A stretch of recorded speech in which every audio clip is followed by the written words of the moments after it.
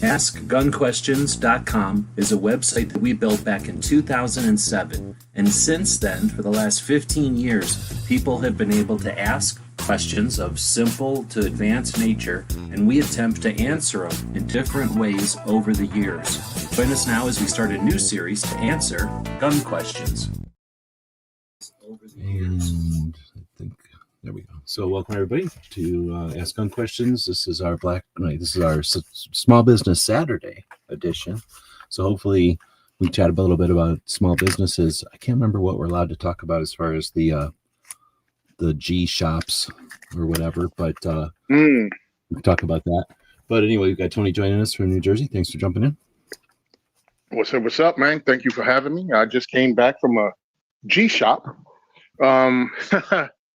on Small Business Saturday, thinking about giving them some business because they help us out with the diversity shoots. If you've actually followed me and even looked at today's post on SimonSaysTrain on Instagram or Tony Simon on Facebook, you saw we can't have short barrel rifles in New Jersey, but we can have AOWs and we can have non-NFA firearms.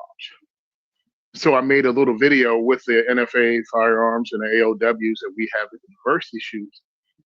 And one of the stores that helps us out is Aberdeen Guns and Ammo. So I was on my way to run some errands today and they called me and they were like, "Hey, you stopping by the shop today?" And I'm like, "Well, I can be, I'm down the road from you like 13 minutes at one of my stops." They were like, "Yeah, stop by." I was like, "Okay, cool." I stopped by. I figured, hey, I'll go there and take some pictures of some cool guns, and create content. So I met them all there, say hi to all the guys because they volunteered at diversity shoots. And the owner, John, was like, "Hey, yo, here's the new Glock 19B. I was like, "Yeah, it's pretty cool. I saw it." He was like, "Yeah, this one's yours." And I didn't understand what he meant. I'm like, "What? So like, what does that mean?" And he was like, "Oh, yeah, it's our gift to you, man." So they gifted me a Glock 19V. So of course, this being New Jersey, I have to apply for a pistol purchase permit and then wait for approval. And depending on my town, legally, it shouldn't take more than 30 days to get approval. Generally, depends on the town. It can be anywhere from 30 days to a year in Jersey City. So we'll see. When I get my permit for this, hopefully it'll happen soon. And I'll have. We hear about the pistol permits all the time, like needing a permit in order to even purchase a pistol. But typically, people are like, "I'm anticipating buying a pistol, therefore I'm going to get my pistol permit." Once it comes in, I start shopping. So that's the way I've always heard of it. So I've never thought of it as like just being a I want to say dick in the dirt, but I'm not supposed to say shit like that. But to be like just a smash in the dirt of now here's this gift, but guess what? Now you have to go apply to ask to get it, and then you're probably gonna have to pay to get it. And that's just, I can't even imagine that annoyance. So, is a nice way to say it. Yeah, it's annoying. It's an obstacle, and it's one of the reasons I don't have the Lone Wolf Arms Glock 19X, because it's like I'd moved. And I have to change my address also. So that's another paperwork. That's my firearms ID card. So right now I'm going to fill them both out, contact Lone Wolf, and hopefully they'll send me the 19X that I won at SHOT Show along with this. So I have a Gen 2 Glock 19, and that's my carry firearm. And the reason they know about it, they got me the Glock 19B to replace my Glock 19 that's from 1991. I've been shooting it, and it went down two weekends ago during a competition. They took it apart. We ordered all new parts for it from the Glock store. The guys at Aberdeen installed it, which was awesome. And after running this in the competition, my faith in my carry gun has, fallen precipitously, because now the realization hit, hey, bro, you've been running a 35-year-old gun. You just replaced the internals. It'll probably work for another 35 years, but will it? You know what I mean? It's a doubt in my head now. And I was glad he gave me the firearm. So that's going to be one of my new carry guns, and I have to check out the Glock 19, excuse me, the Lone Wolf Arms Dust 19X, because it has optics cuts. So I'm going to put an optic on it and learn how to run that. So those are the two firearms I'll be carrying, and I'm ecstatic about it. But I have to ask permission of the state of New Jersey to pick up the firearms that I got for free, and then wait for them to give me permission. And luckily, and this sounds like bullcrap, I can only get one gun a month unless you apply for some kind of collector exemption where you write down the serial numbers of your firearms, i.e. register it, and then they approve you to get both guns at the same time. So I don't have to wait 30 days before I can pick up the second one, if they give me permission. So that's a third permission I have to get to pick up two handguns at once. That's how ridiculous this is. Yeah, These are just these are obstacles put in the way of just law-abiding people who, have to do this. You're not stopping a criminal, and again, you're not stopping me if I have evil intent and want to hurt someone, because there is no waiting period for long arms. I can go purchase well, there's no waiting shotgun. period for a gallon of gasoline, which is the ridiculous part. I mean, I get that, but let's violent. Like there's no cost to steal a bus or steal a garbage truck or something. Like you can do damage. I totally get that, but let's stay in the same vein of you doing this because guns are dangerous. But I can get a more powerful gun, a gun easier to shoot, a gun easier for a regular person to run, which is a long arm. Let's not pretend it's not. It's easier to run it, and I don't have to wait for anything. And I mean, truthfully, if you're going for best bang for the buck of a thing that works, it's even less expensive comparatively than a handgun. I mean, to get a handgun that goes boom every time, like from a manufacturer you can trust, you're spending, even on a used one, $250 to $300, right? On a police trade-in Smith, on a police trade-in Glock. Really fast though, like that's a low end for sure. Yeah. I mean, that's if you get lucky and stumble upon somebody that is selling it. It's sub 300, but right at that. But if I wanted to get a shotgun that goes boom every time, I can get away with a $200 Maverick 88. Brand new. And you could get a $60 one from somebody just to sick of it. Yeah. And if you want to get a trade-in or anything like that, you can pick up like a Glenfield, right? I think, did Glenfield do shotguns too? I know they did 22s, which was just a Marlin. But there are Turkish brand, because I picked my Turkish shotgun up, pump action, for $99 on sale from PSA over a decade ago.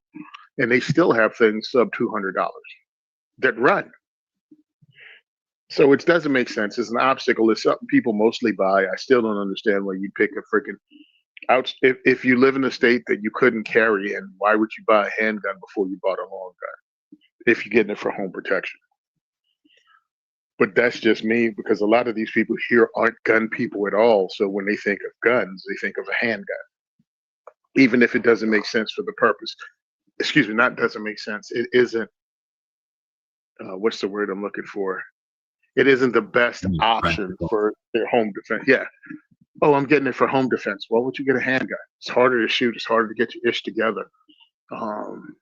Takes more concentration. There's more room for error shooting a handgun accurately compared to shooting a long arm accurately. And in a home defense situation, you shouldn't be running around searching your house anyway. You should freaking pile up in the bedroom and make them come to you. When you're describing the pain in the ass it is to get a gun or to acquire the gun that you already have, I guess, in New Jersey, I've heard that before. So I was sitting there thinking about it as you were saying that. And how come we don't have, again, I'm going to throw this on the feet of the national level organizations only because they take money from us all the time as a community and use it, but they don't necessarily always use it, in my opinion. the best, the only ways that they can. I'm going to say the best because who knows what the best is, but there's other ways they could approach this. And how come we don't approach these bad laws and permits to purchase are like epitome of that? How come there isn't a challenge to them? Like, okay, you created this law, so and so. Like, if the person isn't there, the party, the whoever came up with this concept, challenge them to justify why it still exists. Like, there should have been a sunset on this if it, didn't meet the criteria that you hoped for. Every law should say, in 10 years, if it doesn't do what it's supposed to do, the law should go away so we can try something else or do something, because basically the idea is if we want to accomplish something and we decide to do it through laws, and as a government thing, then we should try to accomplish it, right? And not just say, hey, we want to accomplish something, so therefore we're going to start something in play, and then it can never end. That's ridiculous. We should say, if we're going to start something that's consequential and we want to make sure that it has results, let's in 10 years, let's make sure, let's put some defining criteria on it and say if it has results or not. And if it doesn't, erase this and try something else. Because if our goal is to solve something and this isn't solving it, then we haven't accomplished anything. And both sides should agree to that. The people that didn't want to do it will obviously agree to it because it didn't work. But the people who wanted it and said it would work should be able to acknowledge that it isn't working and that they should be able to try something else, right? So I think laws that are like this, and they could be, if this applies to other laws, good, because I don't like laws. But if this, there should be some sort of a challenge to laws that are ineffective, especially when they create a burden. And obviously they're not going to instigate it. So how come our side isn't instigating this? And maybe they have, and I don't know about it, but is that possible? Like, am I missing big battles that I'm not aware of? Or is there some technical reason why we just don't even try to challenge or challenge them or force them, I guess, to justify why these are even in place? They obviously didn't work enough that any other state took them. Like, only a couple of states, took them in the first place, and everybody else was skeptical enough to not take them. And this was decades ago. So no other state has said, hey, this was so great, we're doing it too. No other state has adopted it, in other words. So how do they justify them still existing? I'll shut up. Well, I was there in Jersey when they passed the 10-round limitation. I was there when they fumbled through the carry permit process. Now, I think I testified three times. I've testified 3 times in New Jersey, and I listened to it. They don't give a crap. And they can get away with lying because no one holds their feet to the fire because they have a Democratic majority in the state. A jury of your peers are just a bunch of anti-gun drones, and it's really weird. And it's not as if they're intentionally anti-gun. They've been raised and propagandized to be anti-gun. Why would you want this? Only criminals want this. And as someone who was born and raised in a free state, coming to this state with this mentality of firearms are evil and not something that a good person would want to own is confusing. And then they can double down on my confusion and this is in the Black community. Why are you so proud to talk about how hood your state is? How gangster your cities that you're from are, because they're all badass, gang banging, violent criminals that you celebrate. But then when I say, hey, because of your reputation as this hub of crime, I would like to be able to protect myself and my family. Well, why would you want to be able to do that? Why would you want a gun? Only bad people have. Do you hear what you're saying? And I'm like, you have a crime problem here. Oh, no, we don't. Then why do you celebrate it? I'll run you some city names and you tell me what your first impressions are. Newark, Camden, Elizabeth, Jersey City. Well, most people would know all those, but I can throw in New Brunswick. I can throw in I think Irvington. I don't know if I said it. There are towns here that are known for their crime rates and their gang affiliation. but they still push back against you when you go, hey, listen, we should be able to carry and do this as law-abiding citizens, and they fight you for it. And it's like what you're saying isn't even consistent. So that was one of the harder problems I've had to understand. The majority of your peers in New Jersey are just pretty much anti-gun from birth, and they don't see the cognitive dissidence. Yeah, They just don't see how they don't see how weird that is, as opposed to what they're saying and what they're doing. And it's frustrating, and it makes me angry. So and that's all it is. getting, And that's I think what I was trying to get to as well is that word, whatever dissidence is like having the same whatever. They don't understand that they're saying the same thing in two different places, but it's kind of backwards or something. So that's what I'm saying is, I believe that is all there really is. And if we erase that or connected that, showed people, I think another one is between cars and guns. People hate it when you bring up cars, but just the idea that everyone acknowledges that it's dangerous for a young driver. Let's say, what are you, 16 when you start driving? An 18-year-old with a phone while they're driving, texting while they're driving. That's a dangerous situation. But are we suggesting that all 18-year-olds? Are we suggesting that all cars should? Like, no one jumps to those conclusions. But whenever we're talking about this other thing, which is in our culture, in our world, about the same numbers, about the same number of owners, about the same number of items out there, they both have a different type of danger, but we're able, that cognitive dissonance, we're able to deal with the one, even though, like, again, like pedestrians will walk right down the street with no fences or barrier except a little curb and some paint, and they'll just walk casually without any care in the world up and down the street, not concerned about who's behind every single wheel of every single car that could do horrible damage, because we're so accustomed to it. And there's that, whatever, the digness, whatever, is gone, right? And that's all we need to do, I think, with guns, is just show them that, like, what you're being told and the real reality over here, two different things in here. Connect the dots, and they'll just be, it's like whenever you figure out when you're young, like, oh, cars don't blow up in the street. I don't need to be concerned about huge explosions like I see in movies and TV every week in the streets when cars hit each other, because that doesn't ever happen in real life. But we see it in movies all the time. We're not concerned about it. But we see a gun battle, we're concerned about guns now. But we're definitely being influenced by media. I don't care what anybody says. That's a whole other topic. Oh, yeah. I'll shut up. Oh, no, 100%. We're so influenced by media. And then because of media, it's where you get your history from. You're getting your history from entertainment. That's why we can't have machine guns, because all the Tommy guns and machine gun shootings they had during Prohibition, they had 12.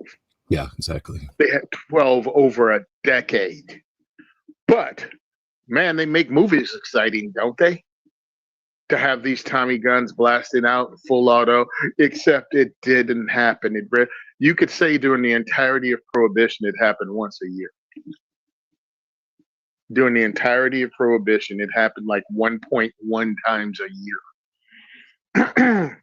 And again, you also forget that the reason you had the machine gun shootings is gang warfare, because the government banned something. So the government created a problem. And then after they created the problem, they decided to take some of your rights away because of the problems they created.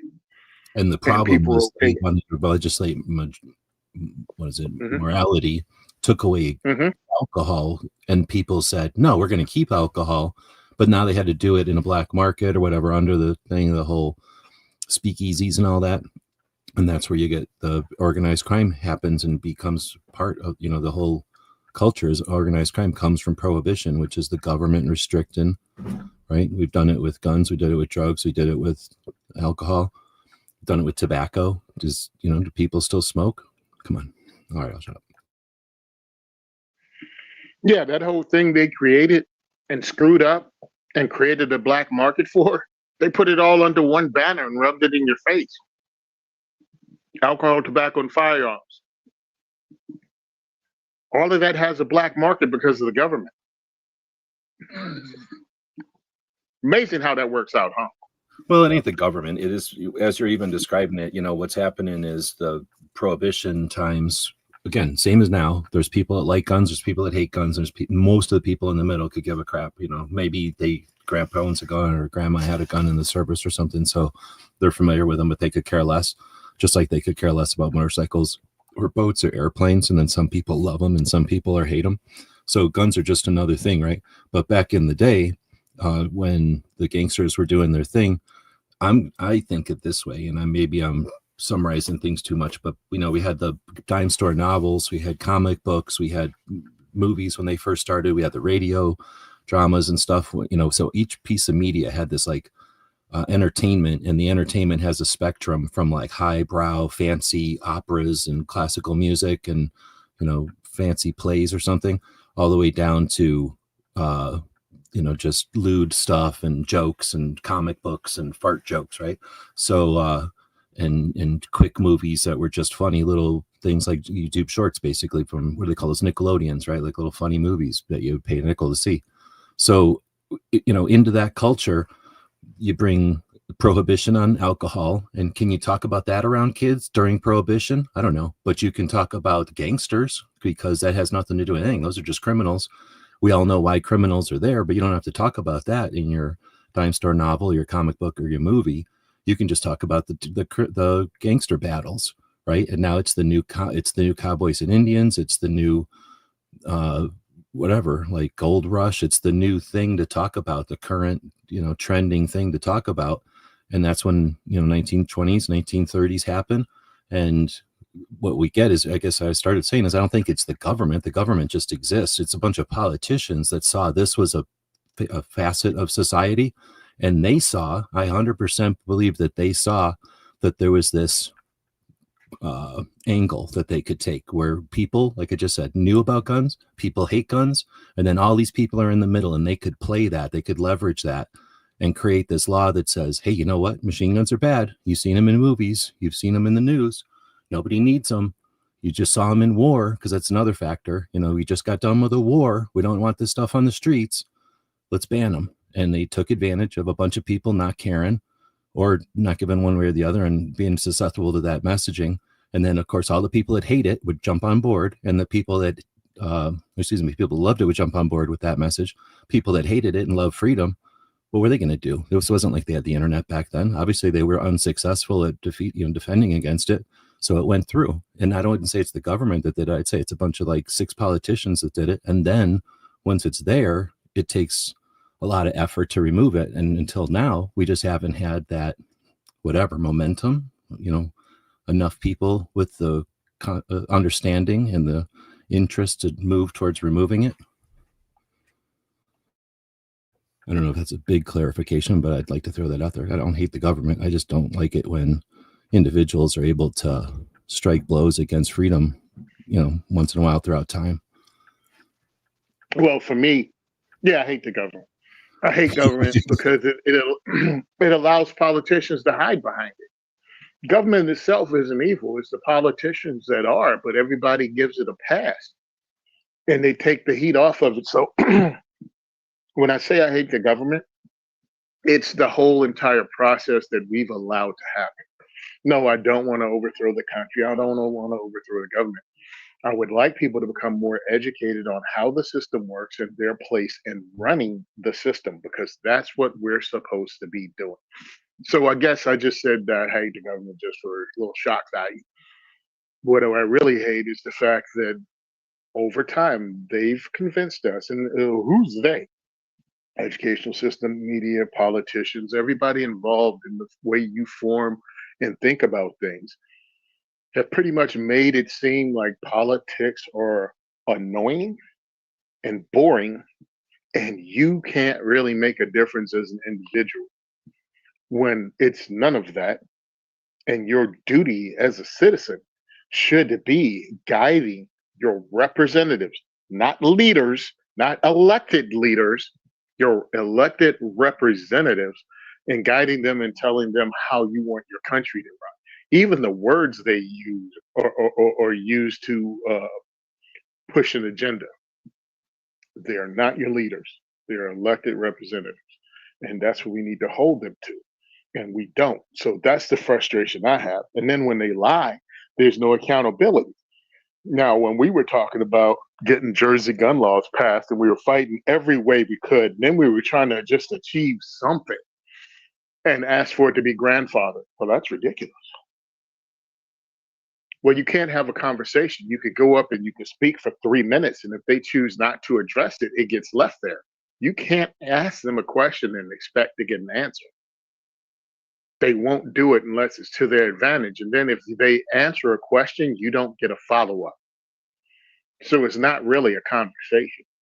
It's you venting how you feel and them ignoring it if they choose to. And because they live in that environment, they have those tools. They become good at also, like when they have the last word, dismissing whatever you said as they have the last word, which is frustrating as hell. Yeah, because I actually talked over the senator because I was like, well, I did my 3 minute speech about how all gun control is racist, and I tied it into New Jersey and New Jersey gun laws and the Plainfield riot and how the M1 carbine is actually banned by name in New Jersey, all based on a lie and racism. This jack off, because after I finished my 3 minutes on the dot, are there any questions? He didn't ask a question. He said, I'm a co-author of the bill and I didn't write it based on racism.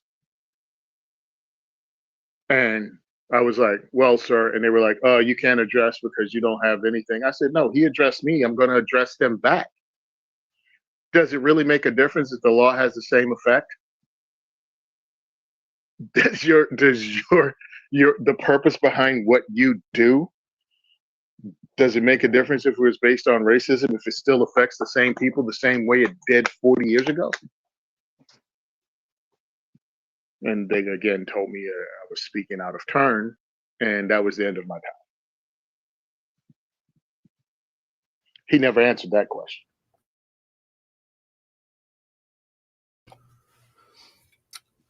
I'm going to take it a different direction, I guess, and go to the poll out there.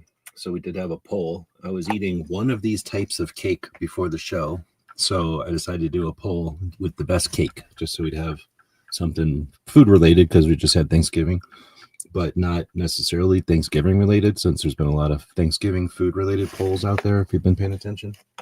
So the best cake poll has German chocolate cake, tiramisu, tres leches, and 7-layer chocolate. I figured I'd have to put 2 chocolates in there, and I decided to go with 2 different chocolates so that there was you couldn't just like one of them if you like chocolate cake. You had to actually, if you're a chocolate cake liker, you had to pick one of the 2. But then I wanted to give some, I don't know if tiramisu, I don't think that has chocolate in it. But I wanted to put some options out there that weren't chocolate, and I don't know, like, there's obviously a billion types of cake, and without getting into a whole other desserts type of thing. So if you had to choose from a menu with these 4 cake options, which of the 4 are you choosing, Tony? I already chose, and I chose German, because I see what you did there. You split the chocolate vote. Right. I figured I didn't want to just, because if I just put chocolate, boom, it would win. So I figured in order to not let that happen, I'd split the vote. Exactly. Mm-hmm. Yeah. Mm-hmm. Yeah, I like German chocolate cake because, Black people invented it. Black Forest cake. That was us. Well, Black Forest is German, and German chocolate is American, from what the internet. So I don't know the big difference, except that there's cherries in Black Forest cake. It's a joke I made. It's a joke I made years ago when I said, I was talking to someone. I said, my family's actually German. And they were like, really? Yeah. I was like, yeah, we came from the Black Forest. Where do you think we came? That's where all the Black people in Germany live, Black Forest. That's why they named it that. It took them a second to realize, of course, I'm joking. Well, and then the thing is with German chocolate cake, at least, it gets confusing because the German is the name of the chocolate company, I guess, and it's an American cake. But then there's this Black Forest cake, which is similar from Germany. And that's where I thought you were talking about. So you went with German chocolate. That's like with the coconut and usually at least 2 layers of cake, sometimes 3, kind of depends who makes it. Oh, really? Oh, then I was really seriously thinking about Black Forest cake. See, I'm Black changing my Forest vote. cake, I think has, and I have to go check this out, but I think Black Forest cake is from Germany, and it has chocolate cake with chocolate frosting and cherries, and I don't know if it has coconut in it or not. So I have to go double check on Then, that. But anyway, yeah. I went with German chocolate as sort of the chocolate with that extra stuff going on, and then 7-layer chocolate as the kind of sophisticated, well, 7 layers, meaning what, 7 thin layers with frosting in between each one. So Hmm. maybe it's ganache. It's not really frosting, right? It's that almost liquid chocolate. So it's actually a little bit different. Anyway, I wanted to have 2 different chocolates in there. Have you Oh, had then the? I have to change up. Okay, go I ahead. have to change up to the 7-layer then, because I don't like chocolate and coconut together. Uh, Sometimes you feel like a nut, sometimes you don't. And I don't like almond joy or mounds or chocolate and No, coconut seriously. on my And cake. that is, I think German chocolate is a lot more like a candy bar because it's so sweet. It's with all that coconut and whatever. It's not Yeah, nougat. nah. It's some sort of it's stickier frosting or whatever.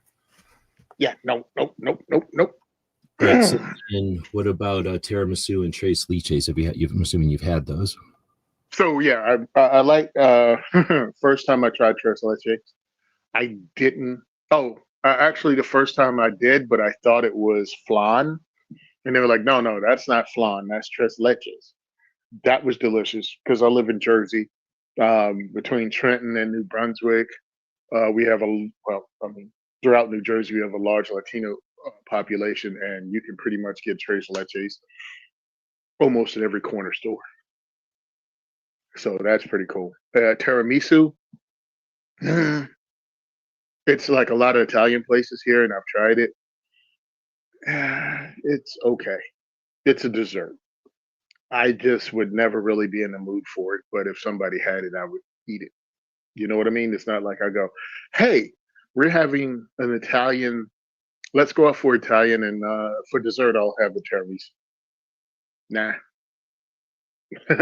unless my wife insists or something like that of us getting a dessert there, it would be one of them, Like I some place is guess. famous for it or something, and you would be Yeah, dumb not to get it or try it or whatever.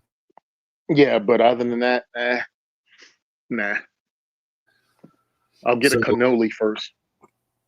well, is tiramisu? Is it Italian? I thought it was French. I don't know shit about it. I Mm, never even ate it until not that long ago, and then I'm like, oh, okay, I know what you mean. It's a lot going on, and not that I'm interested in. I don't think there's bananas in it, but it's close to being one of them fancy banana cakes or with a bunch of like whipped cream and stuff. Tres leches, I don't like. It's wet, and I don't like wet food.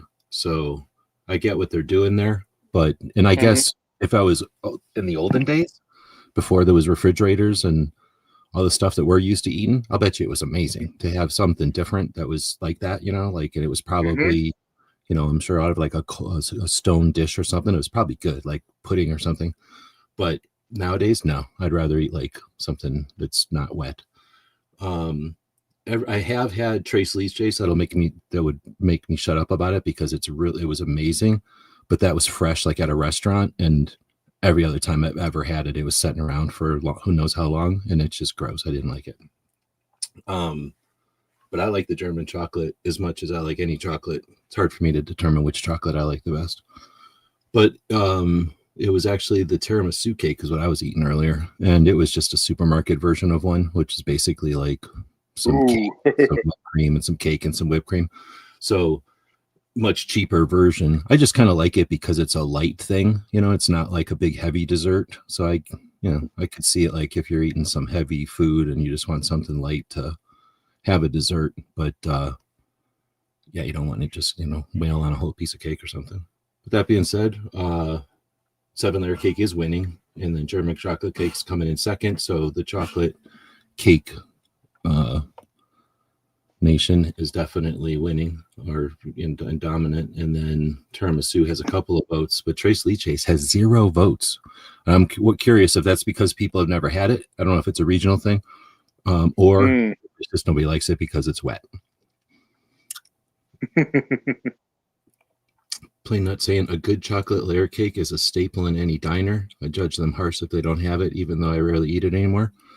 When I was young, I I would say I've eaten a lot of my chocolate layer cakes like that, right? When you go into a place and they've got the cake spinning in that thing, I'm a sucker for that. Like I really like, especially if the place makes it themselves or they have a bakery that they hooked up with.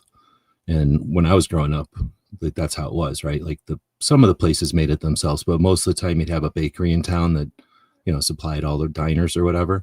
So the pieces of cake and those little spinny things were freaking amazing. Amazing.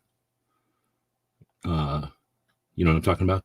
Did you grow up with that kind of What's thing? that? Like the What's that? diners where they'd have that like clear thing spinning and all the different desserts, a slice at a No, time in that thing. I don't know if it was a regional no, thing, if it was like a Route 666 thing. It would seem like it was, I would call them diners. Like it was usually the kind of place you'd park, get a sandwich and book out of there before there was like a lot of fast food. Oh, I should have put no, because cheesecake. Sorry, go ahead. we didn't have those where I'm from. So we didn't have diners like that. Because remember, I'm from like the middle of country, like country Virginia. So yeah, no, I didn't have it. Diners as a concept was unique. It was like you'd go to a restaurant, but not a diner. So going to diners when we came to places like New Jersey was like, when I saw that, it was like, wait a minute, they got like 30 cakes here, like like a whole thing. And they didn't have some of them. Only one of them had the spinning thing that I know, and that's Edison Diner. That was the one with the spinning little carousel of cakes. But they pretty much had almost like a gun shop, has like a long lit counter with Oh, like nice. multiple cakes on it. And it's like, holy crap. And as a kid growing up, we'd have cake maybe third Sunday. Maybe, maybe once every couple of months we'd have cake, and that would be really cool. And, mom made either Betty Crocker, the Betty Crocker chocolate cake or the Betty Crocker yellow cake with chocolate ice. And I was, always thankful for that because that was awesome. We had cake. But to be a kid and to see those big giant ass freaking confections, it was like, whoa, I would eat dessert every day if I was here. Then I moved up here and was like, yeah, no, that's not happening every day. But I have I have pretty much tried every one of them. You know what I mean? Eventually, over a period of time, you do the carrot cake, do the red velvet cake, do the chocolate cake, even do the coconut cake, the white coconut cake, because now that's different. Um, so yes, I've hit the diners and I've tried all the cakes. Not the pies, not so much. I'm a sweet potato pie dude. I kind of like apple pie, and key lime pie is the best. We've had, well, without getting too far into the pie cake thing, as you mentioned that, as I was thinking about, I wasn't really thinking about that too much, but those spinny things, I remember going with my grandma to this one place that, honestly, I don't really remember. They probably didn't bake the stuff, but I really don't know. But they had, like you're saying, like just a good variety of them in there. Anyway, I enjoy eating cakes more, but I can handle a decent pie. My problem with pies is that they're inconsistent. And Mm. even one can look kind of good and be gross because it can get really wet and gross underneath. And you just can't tell. And with a cake, the worst it gets is a little dry. So with some milk or whatever, it's no problem. But my problem with the pies is inconsistency. If I find a place that has a good pie, I'm down with pie. But I'm not an experimenter with the pie. Hitting some of the comments that would come in. Plain Nut was saying a good chocolate. Oh, wait, let me just Pat Rat was saying German chocolate has coconut. Black cherry has no coconut, and it has chocolate frosting. I think is what he's saying, and cherries on it. And that's why I do like a dark. What is that called? A Black Forest cake. But and I'm not going to act like every German chocolate cake is good, but when they make a German chocolate cake good, I do like the coconut stuff. Gunswater said red velvet. I didn't put that in there, so I wasn't sure because that's sort of a trendy one or whatever, and I think it's fairly new. I haven't heard of it since the last couple, since maybe the last 10 years or something. But where do you put red velvet in your list of cake choices? Ill. Like it's a cake. Oh, okay. So You're on, not a big fan. but yeah, I mean, it's a cake, and on the yeah, I like cake as dessert, but when I'm looking at them and I'm checking them out, I'm like, yeah, no, it's not one of the ones I'd pick. I mean, understand again, I grew up on, the boxed yellow cake with chocolate. So it's not as if I have this sophisticated palate when it comes to cakes. And I think a lot of people get caught up in it's so different, it's so great, it's crazy, it's all of this. And I'm like, yeah, but you know what also has a awesome quality? Simplicity of good ingredients. You know what I mean? And just things you dig, and it doesn't have to be everything. And I feel like red velvet is like a lot going on, and it's weird, but that's what it just seems like to me. It's probably just as simple, but to me, it's like it feels extra. And no, so I'll try it. I'll eat it if there's nothing else. But no, it's not my favorite. If I had to pick, I'd pick almost everything you had on your list here before I pick red velvet. I'm probably pretty much the same, but they're saying that red velvet's been around for a long time. I'm looking at the origin. Oh, it's from the Victorian era. I don't know how long ago that is, but way before World War II, right? And it gets its red color from beet juice back in the day. So now I know I don't like it. I don't like beets, but so it's just new to me. So I'll shut up. I don't know nothing about cakes, I guess. I know that it's always like a very moist cake or whatever, but the thing with me is I do not like cream cheese frostings. So a third of the time it has a cream cheese frosting or more, maybe. I think it's supposed to have one. Just that most places don't bother with cream cheese. They just put regular frosting on it. That I'm okay with. But I do not like cream cheese. So I don't like carrot cake for that reason too. But Mm. I'm with you. Like I'll take a red velvet, like if the options are something horrible or like no dessert, but you know what I mean? Like I'm not Mhm. red velvet usually. But But I everybody mean, else hey, is, listen, looks like. I'll blow people's mind with this one, and it was funny because I'd made a post. If you saw, if you saw the post from Pew Pew Jew, Yehuda Rima, I posted that. Oh no, that wasn't about that. I like also complicated cakes, right? So I like carrot cake, um, because the carrot, because carrot cake has I'll eat carrots carrot and cake, raisins. zucchini bread, and pumpkin cake and bread or whatever without frosting though. I'd rather just eat them as like a piece Yeah. of bread or a piece of cake, I See, guess. yeah, and I do a piece of bread. I do it just like that, or I'll do it with that cream cheese dressing. I like that. But here's one that most people look at you go, really? I like, damn, fruitcake. Yeah, that Christmas staple that everybody just keeps passing on and regifting. I enjoy that.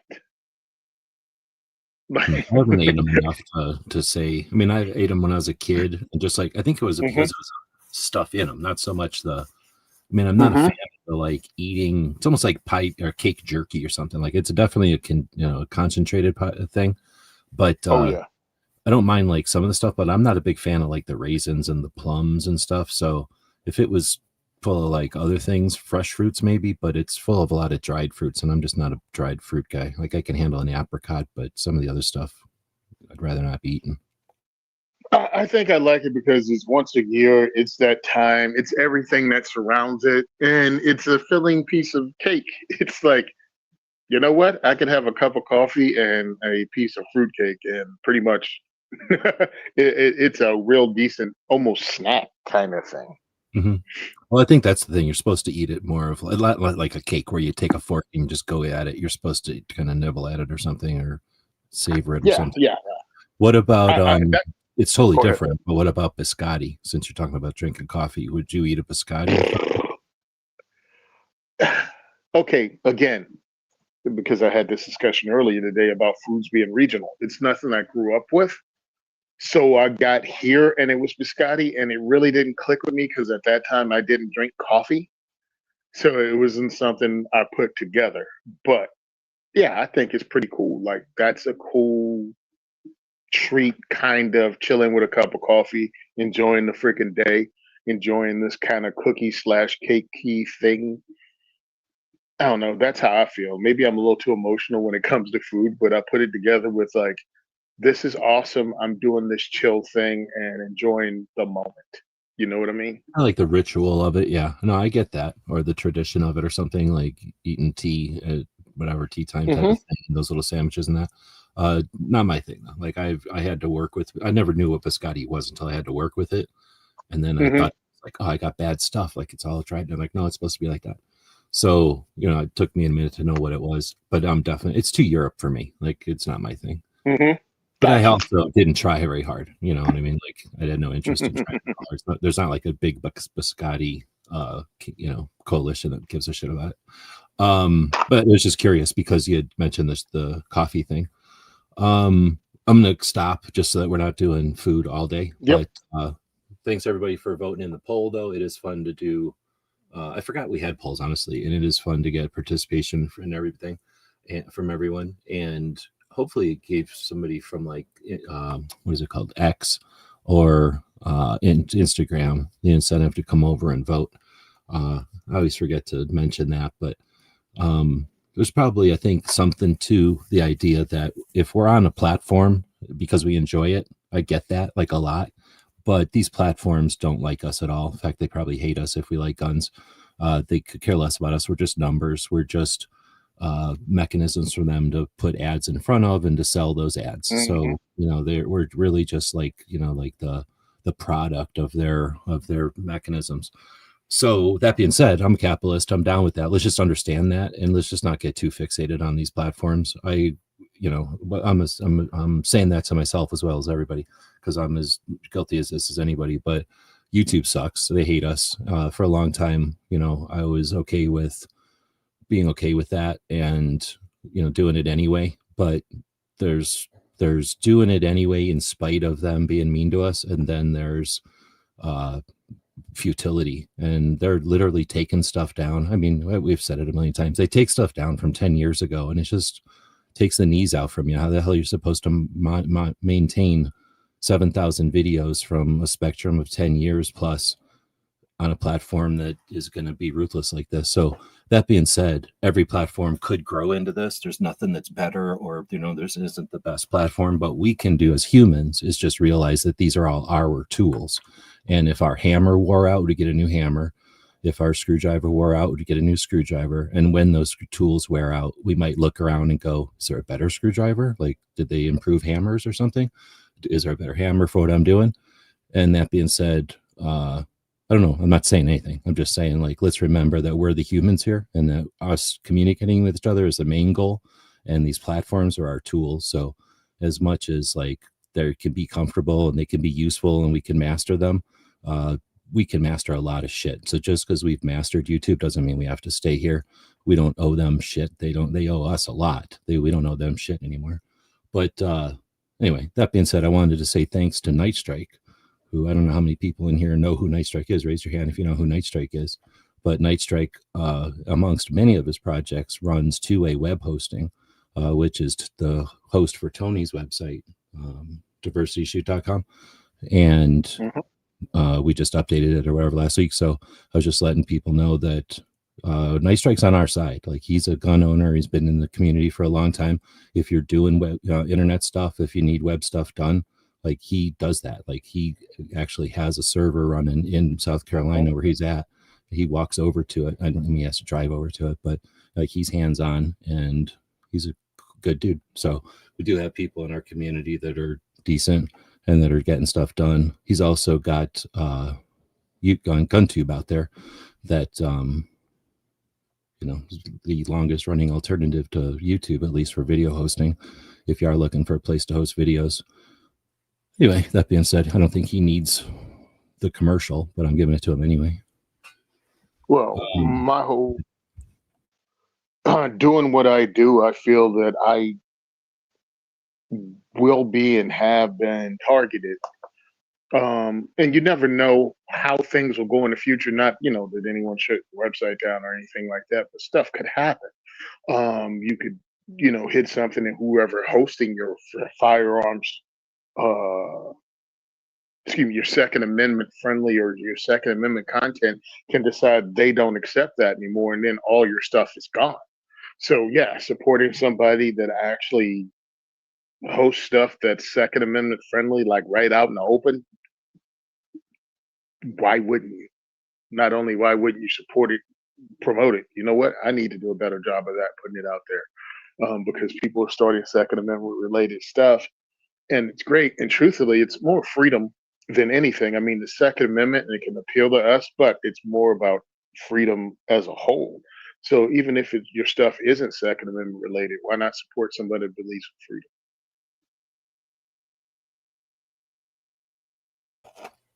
Let's see. I feel like fruitcake, you need to get them from the missionaries in the Michigan's Upper Peninsula. They do awesome fruitcake, however, not child friendly. Oh, I'm guessing that Yeah, means my fat ass. or something in it. I don't know, but my fat ass is looking that up right now.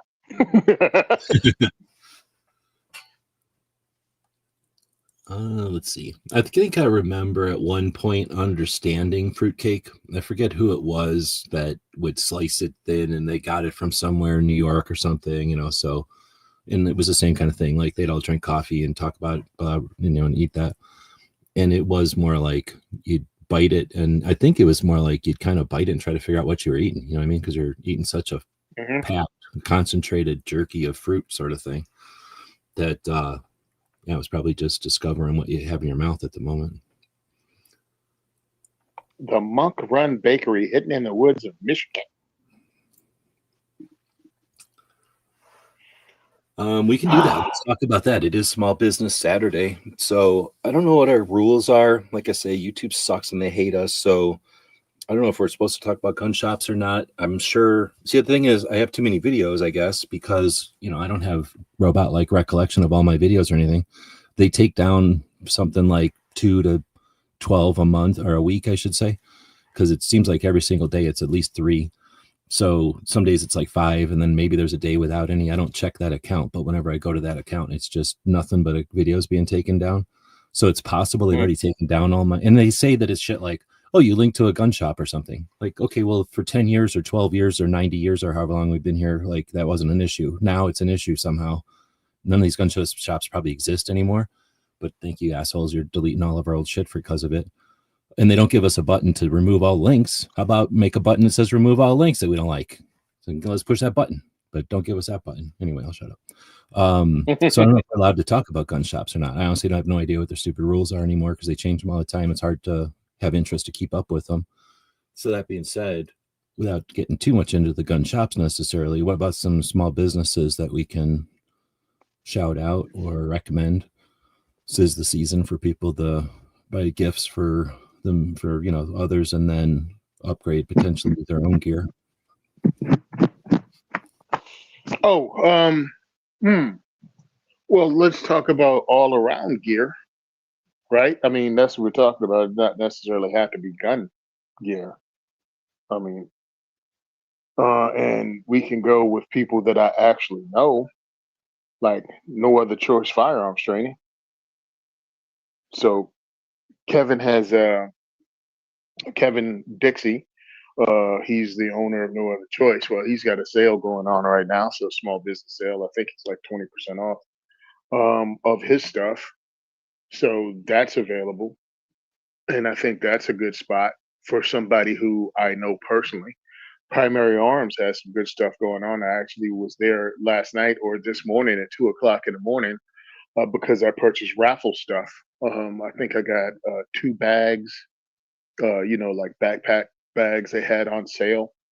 And if you go to visit our website, Firearms Insider, yeah, Firearms Insider for my podcast, and you use that, it's a, what do you call those things? Accredited? No, we get like 3 cents from every purchase you make. Oh, an affiliate. Affiliate, yeah, that's it. Yeah, so if you go there and just go through it that way, it'll automatically do it. You don't have to donate. You don't have to click. Just buy a thing. It doesn't charge you extra. We just get a few cents from that.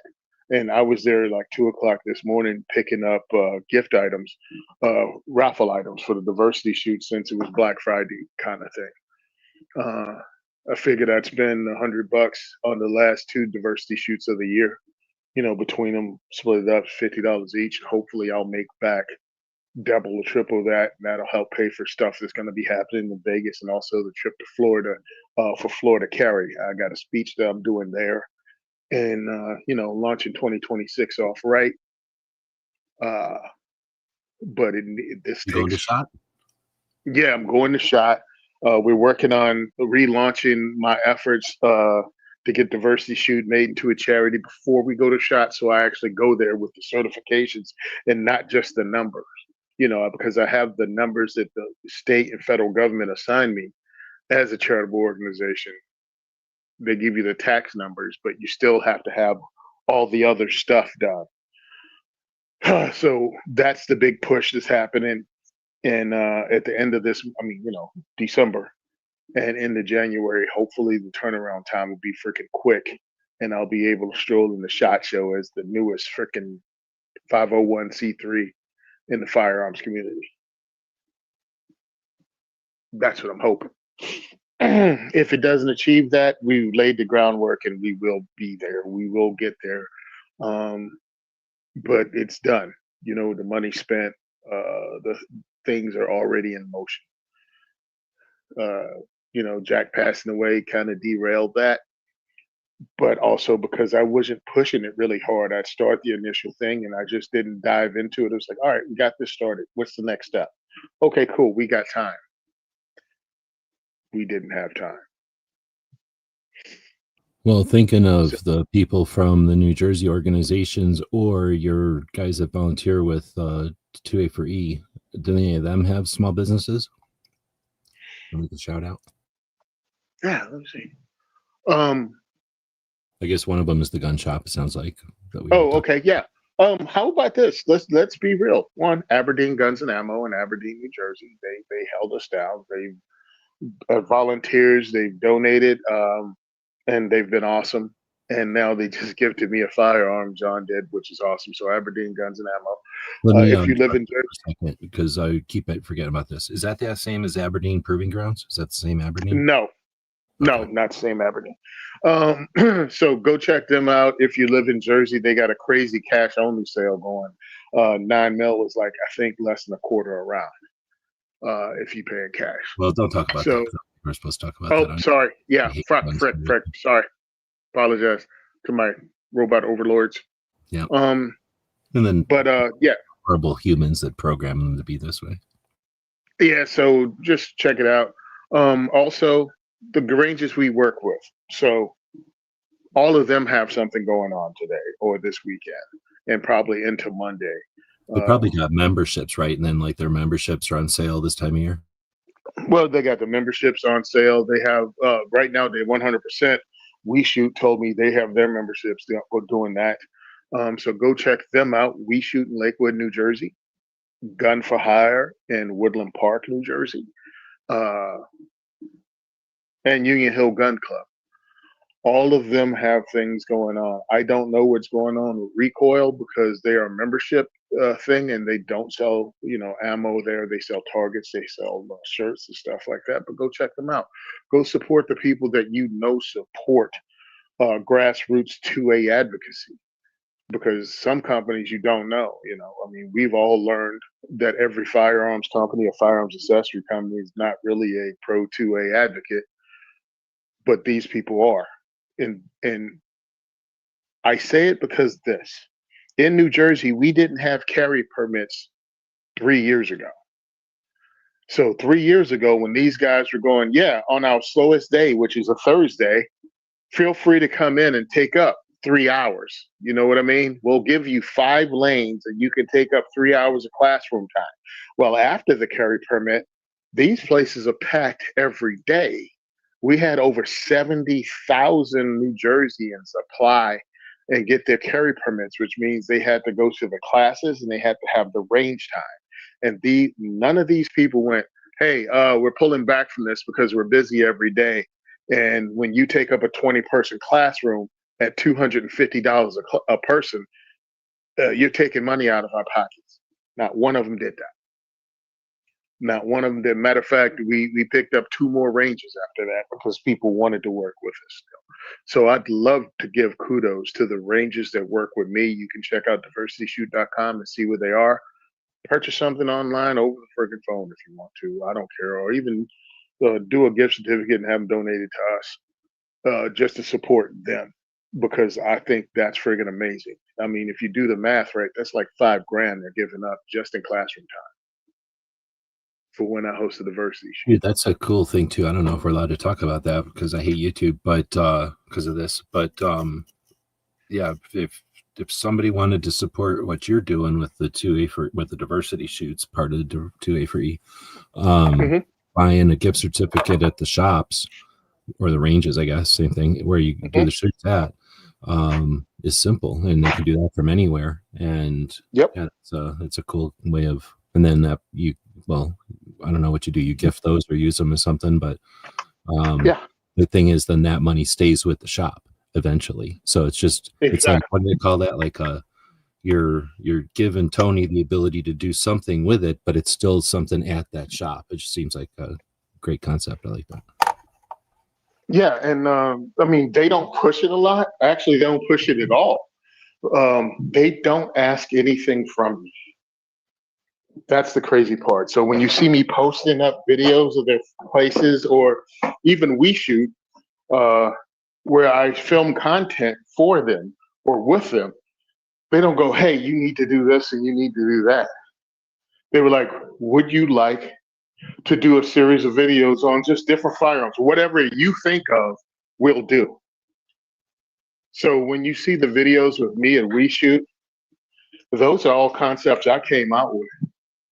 Other than if they get like a new firearm or something and they want to show it off, they were like, hey, we got this. Can you incorporate this into what you're doing today? Sure.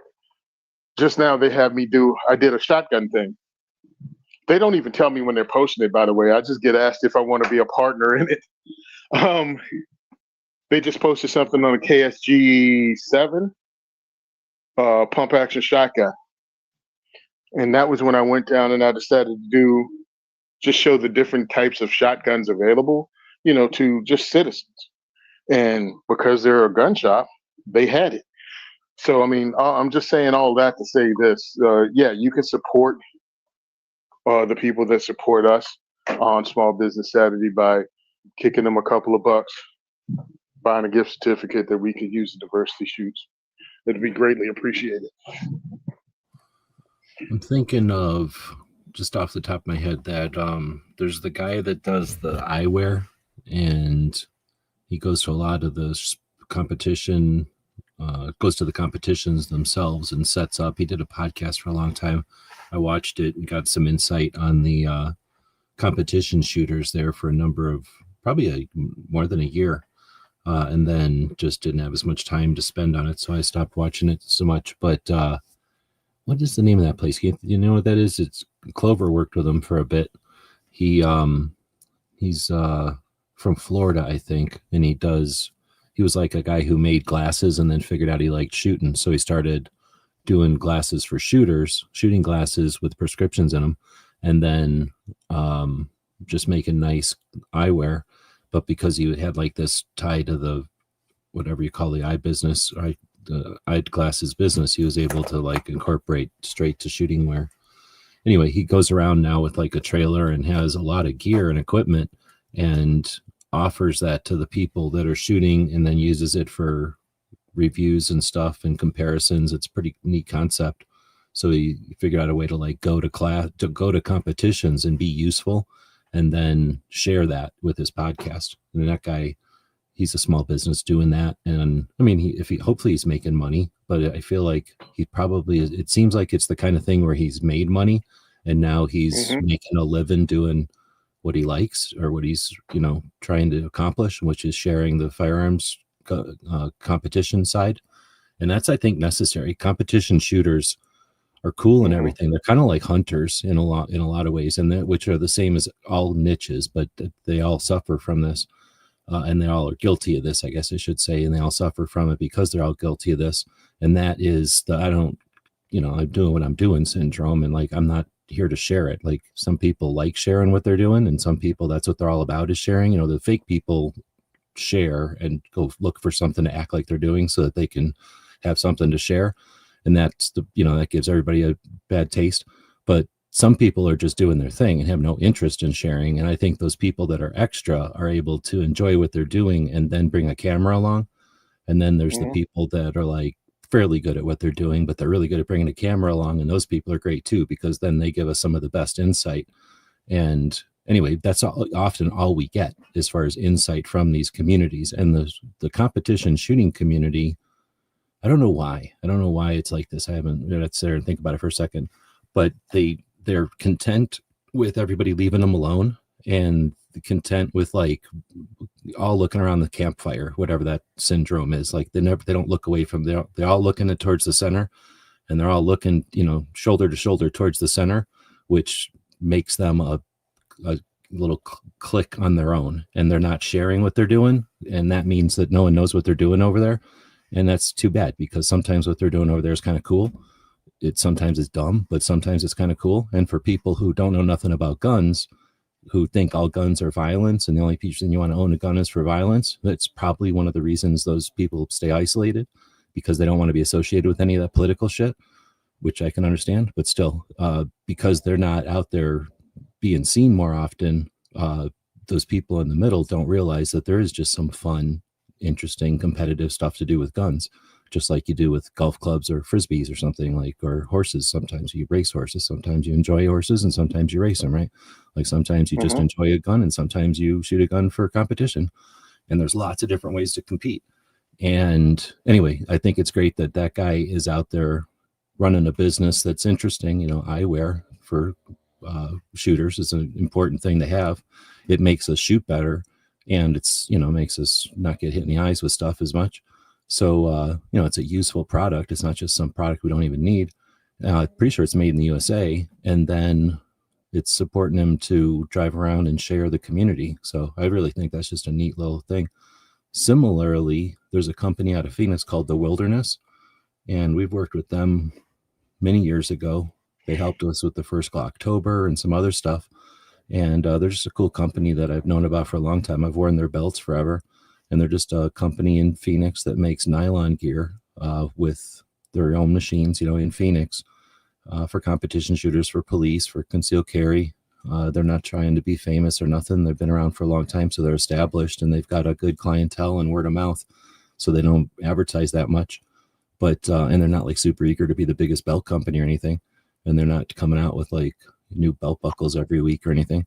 So, but it's just a good, dependable belt that holds your pants up and holds a gun well, and has enough buckle options to be either like lightweight titanium if you want to pay for it, or less expensive aluminum, or even cheaper steel, you know, depending on if you want the belt to be able to help you climb out of a hole or just hold your gun up. Right? Because some of those belts, they're all the same belt, but some of them are strong enough to, like, you could tie a rope to it and hang from a helicopter, and some of them are like there to hold your pants up, but they aren't going to weigh a ton either. So anyway, those are two companies I can think of. I wish I could tell you the name of the one. The other one is called The Wilderness. Somebody's got to help me. Somebody has to know the name of that company. I'll try to figure it out. But I'm trying to think of like small companies. Those are two I can think of that are literally just a person or two. SOE Gear. I don't know how small they are anymore. That's Friends of Jaeger back in the day. If they're still kicking, that was a company. I used to like to follow their adventures and kind of what they've kind of done over the years. So, well, yeah, I got one too. You got me thinking about people that actually work with, you know, 2A, 4E. How's this one? High Tower Armory and also High Point. So this is what happened. I got the High Point carbine. We used it in diversity shoots, and I saw that a company made a bullpup conversion kit for one, and I think I contacted him. However, it was just, you know, organic. He saw what I did and was like, "Hey, you don't," because I was like, "Hey, I'm Tony from, you know, Diversity Shoot, and this is what I do, but I also run Firearms, you know, Insider Gun and Gear Review podcast, and we do gear stuff." Well, he checked out what I did. He knew I knew the guys from High Point. He was like, "You don't need to do a review. Here's a couple of things we make. This is a bullpup kit. for a high point. I mean, yeah, take it, use it. And here is a kit that makes your 1022 look like a FN P90 with a suppressor on it. It's just a fun, different way to do stuff. So I took them, I put it together, I put them on, I shot them. They were a lot of fun. I put it on my social media. Again, they didn't ask me to put it out there at all. And I put it on my social media. It was fun and it worked. And I wholeheartedly, support them and they support me. And they actually gave me their newest thing, which is another kit for 1022 that makes it into a bullpup that's lighter weight, but it's its own bullpup. And I was like, I really, really appreciate it. But these are people that gave me stuff because they like the Second Amendment part of the work we do. Didn't ask for anything in return. Didn't ask for me to post to social media. Also, my guy Ed over at Patriot Gun Polish. If you ever saw Yankee do this pimp gun, do you remember when he did that whole thing with the Beretta? He sent it out. He had the Beretta shine to a mirror shine. He put like a faux pearl grips on it. He called it my pimp gun. Well, he made that up. He sent it out to Patriot Gun Polishing, who's also in the Marine Corps, by the way. He's a Marine Corps veteran. And he polished it up and sent it back to Yankee, and Yankee did his build. Well, I purchased a 686 for the diversity shooting for classes, just because I wanted the gun to look pretty and be less intimidating for people. And I figured a pretty gun is less intimidating. He was like, "Oh, I see what you do. That looks pretty cool. I'll do it free of charge." And that's what he did. And we took it and we used it at diversity shoots, and people were blown away that I had this mirror polished 686 that I was just letting everyone shoot. Aren't you worried about making it look bad? No, I just wipe it down with a lead cloth and a lint-free cloth, and it's clean again. Because that whole polishing thing closed up the pores in it and made it very easy to clean. I mean, you just wipe it down. It was almost like it was covered in Teflon. It was so easy to clean. Again, with one of those lead cleaning rags from what's the name of it? Not Dirty Bird. One of the old school companies that have been around forever making cleaning stuff, but really easy to clean. And after I think like 2 or 3 years, he was like, "Hey, send it back down. I'll polish it up again and I'll do gold highlights." So he put a gold trigger, gold hammer, treated it and put coated the gold on the trigger and the hammer and send it back. And that was a dude that just, again, these are people that, small company, probably a couple of people, you know what I mean? Because gun companies and gun accessory companies are usually not as big as people think they are. It's just a few people working. And they were like, "Here, we like what you do." They can't give me something to give away every week or anything like that, but the ability to support me was pretty cool, because I've had larger companies blow me off and they go, "Hey, we have people come to us all the time and ask for free stuff, and we don't give that to them either." I get it. I get it. You can say no, but I'm like, what do you say yes to? Like, do you say yes to a advocacy, or you say yes to big, social media people that get your product, make one video, and then they're selling it on some website immediately after, and you never see it again? As someone that does firearm and gear reviews, I just look at a whole bunch of these people with suspicions that they're just advertising for companies. That's why all that stuff that they get given is in the marketing budget, because it's marketing. It's a commercial. I would name names, but it annoys me. Hey, I was thinking about something the other day when all this talk about buying Glocks. They were like, "Yo, people are snatching them up left and right because they're not making Gen 1 through 5 Glocks anymore." And I'm like, "Yeah, so what? They have 20 million of them out there. There's no shortage." But I was like, if you really think about it, if you want to get something that's no longer made, why aren't people running around scooping up stuff that was 45 gap and 357 sig chamber? You know what I mean? That seems something to me Like it's one of those collector items you could buy just not because it's going to be worth a lot of money, just because it's not going to be around really. You know what I mean? Like it's not something that's going to be out there and you could go, hey, you want to check out this thing for a 10-year period? You know, between in the early 2000s, they thought this would be awesome, and it kind of fizzled out. But I'm one of the few people with one of these, and it's a 45 gap, like Glock 39. I think that's it, 37, 38, 39 with the names of those. I don't know what the math would be, but there's probably some range for sure. But there's going to be, if you look at it in the future, there's going to have been a line where the price of these things are and whatever their retail was, and then like once they stopped existing, what their price is worth, and it probably goes down. It might go up with some kind of artificial demand or influence demand, but then more than likely it's going to go down quite a bit because they were unpopular, just specifically the SIG and the Gap, right? The two unpopular calibers. But then because, like you say, they don't exist anymore, the price is going to rise because fewer and fewer of them exist. People have turned them into 9mm and other things and lost the original barrels, so now they'll just never exist as they originally were made. So the ones that do remain are going to become fewer and fewer, and the eventuality is that somebody will want them for some reason and their value will go up. But then when the gun stops being made, like you're saying, like the whole generation stop, then it's just, I don't know if it's going to make the thing like a wild roller coaster ride of price changes, but it'll certainly affect the price, and it has to be going up. It can't be going down. It's just that I don't know where, like it is going to probably still go up and down a little bit depending on just people's interest in guns in general. And kind of, we talked about this before in other shows, whenever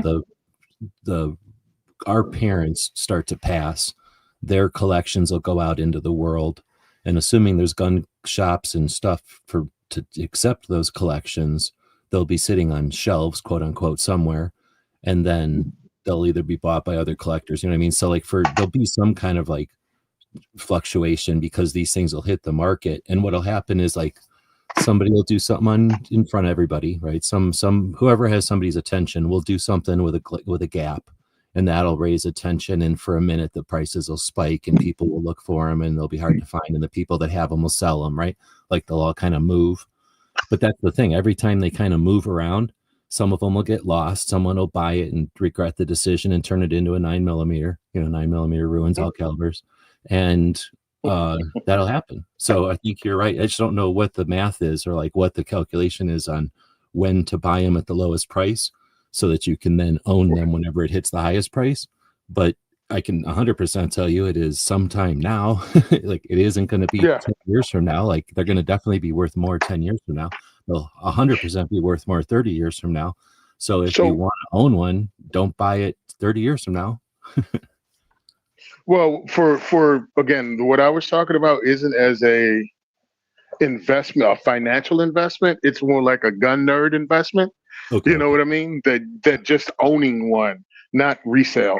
Because truthfully, if you're gonna drop $300 to $600 on a firearm because you want an investment, drop that $300 to $600 in gold or silver, and you'll make more money on it. It's a better investment than firearms. It's like buying a Mosin freaking in 1980, going, hey, in 2025, this is going to be $600. So, I mean, that's a long time to hold on to that Mosin that you bought for $50. But if you'd have purchased $50 worth of gold in 1980, it would be worth significantly more than $600 today. I looked it up for an argument. I looked up the price of a Glock in 1983 or 1984 and what you can sell that Gen 1 Glock for today if it was actually used, right? Because you bought it. If you bought one back then, you didn't go, hey, this company I've never heard of is going to become a collector's item and hang around, because no one knew what Glock was back then. That's like somebody buying what was the name of that? A Canic back when it was a TP9? I don't I think think that's there what was they were that called. many people buying guns on speculation at all back then. That's why a No. original Glock from '84 would be so rare. It would either be some gun shop forgot they had it, like, oh shit, this fell Uh-huh. behind the cabinet when, or like, oh, this whole box, we thought this was toilet seat covers and this was Glocks. So Yep. I mean, like, it would have to be something they found, or somebody that just, there are people, I mean, there's always been, I'm sure, people that just buy everybody's money's different to everybody. So I knew people when I ran the Hmm. when I hung out at the gun shop, there were people that every Friday dude would come in and buy a gun, and he never opened that gun. It was just going to go into a thing. And I've met people when we delivered safes, go to their house and like, oh, this is your fourth safe? You have a lot of guns. Like, yeah, I buy a gun every week, or like I buy a gun every so often. And then it's like Hmm. every single one of them safes is just full of guns and in the boxes. So it's like you need a new safe every once in a while because you can only put so many boxes in there.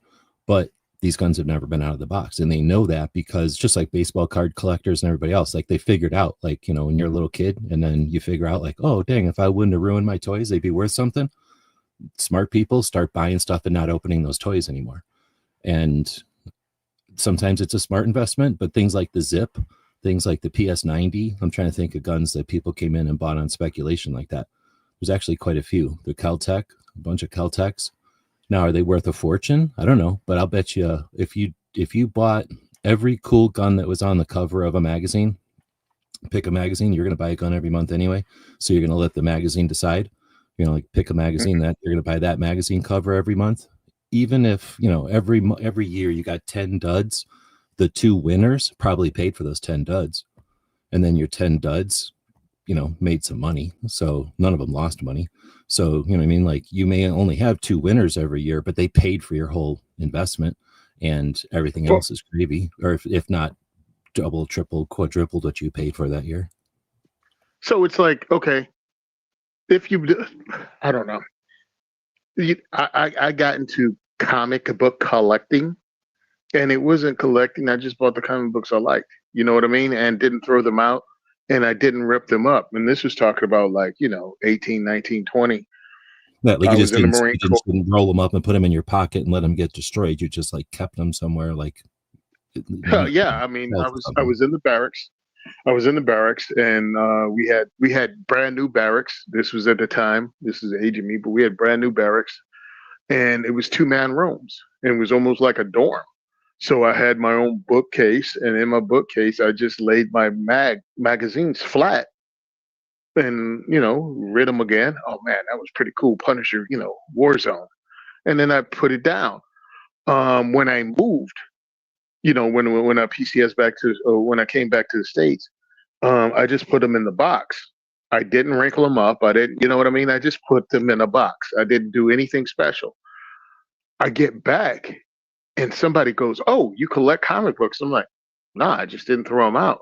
And they're like, "Well, you should really put them in sleeves." I'm like, "What are you talking about?" And they were like, "Hey, there's a comic book store in town. This is outside of Lejeune." And I went there, and the guy was like, "Oh, so you have a big collection?" I'm like, "No, I just have the comic books I purchased in the last, 4 years." They're like, "Oh, we sell sleeves you can put them in so they don't, get ripped or torn or, whatever." And that is how I have my comic book collections in sleeves, just so I don't destroy them. It was never anything I planned on doing intentionally.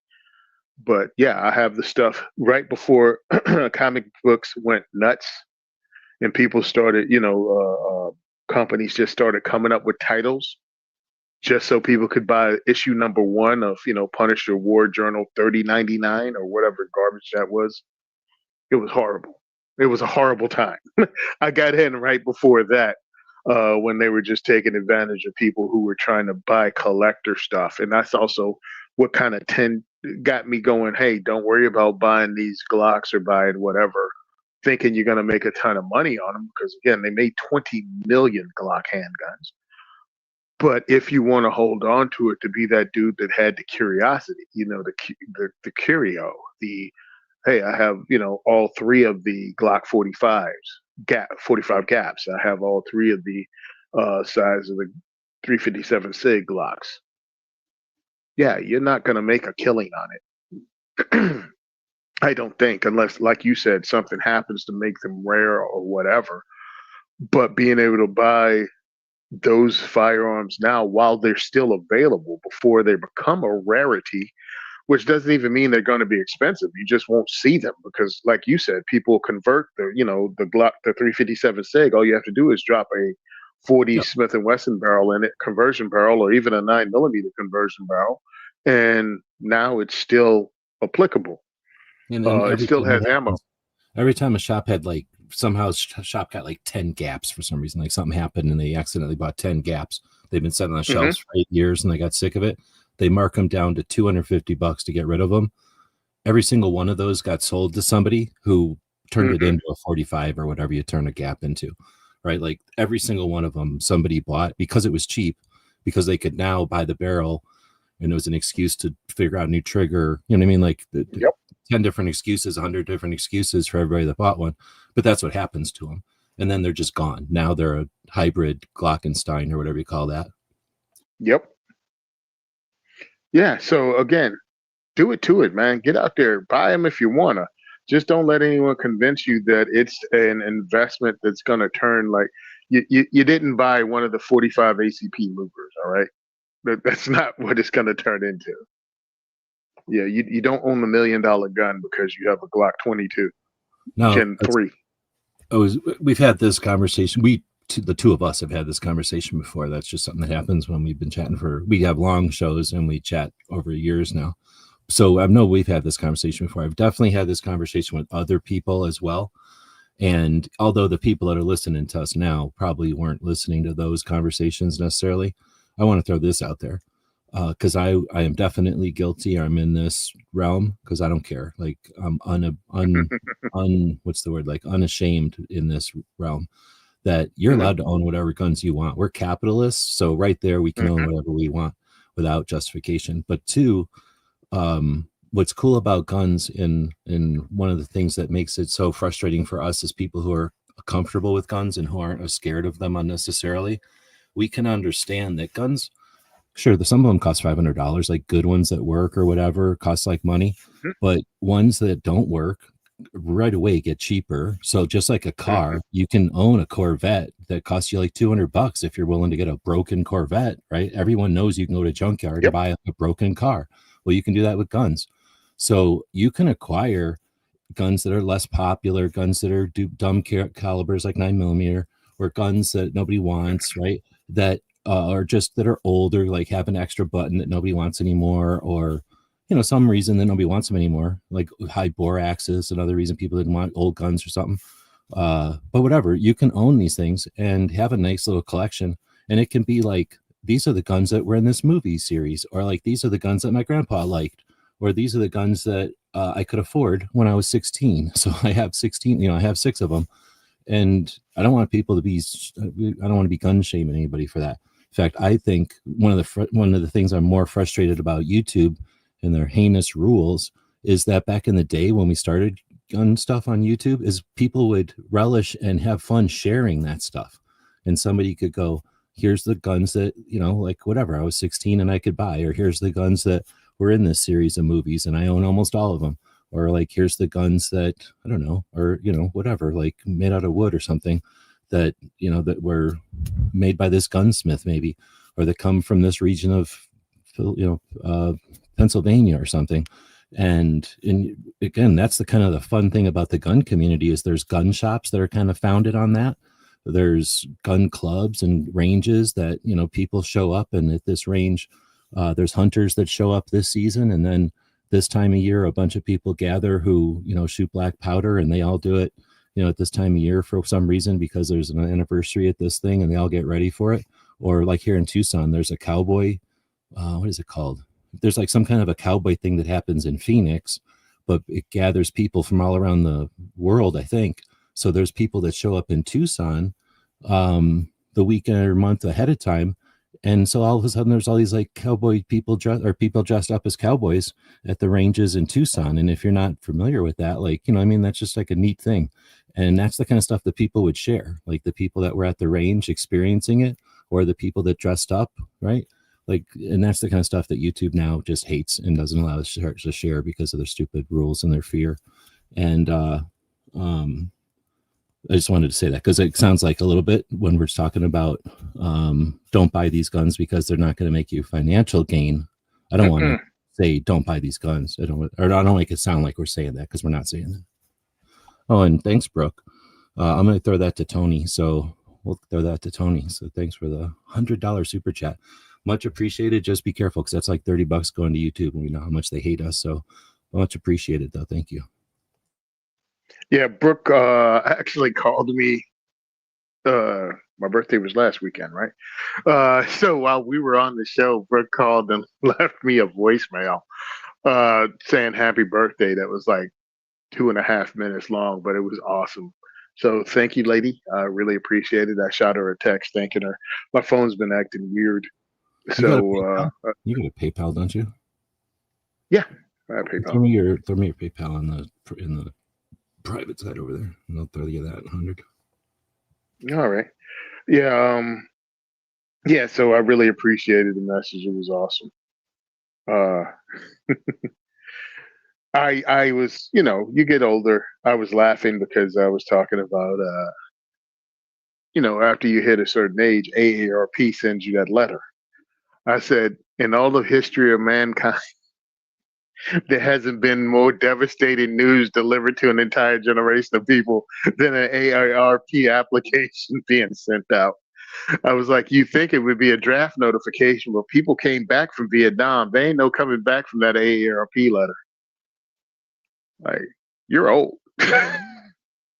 But as I was thinking about, getting older, I was getting messages from people that know me and people that just wishing me a happy birthday. And I'm like, even if they only clicked on the reply thing, right, on Facebook that says, hey, these people on your friends list birthdays today, they thought about me for that half a second. And it took me my entire life to make this many friends and acquaintances, and I appreciate it.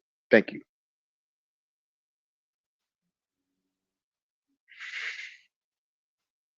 Wanted to give the appropriate pause there. So I'm throwing a buck at you. Make sure you get it. And I hate to just throw money on PayPal. One time I sent myself money and I sent it to a non-existent credit or checking account.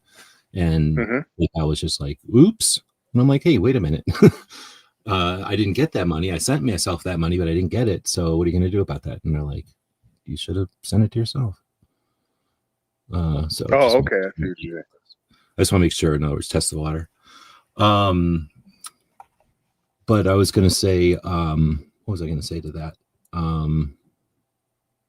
Totally forgot what I was going to say to that.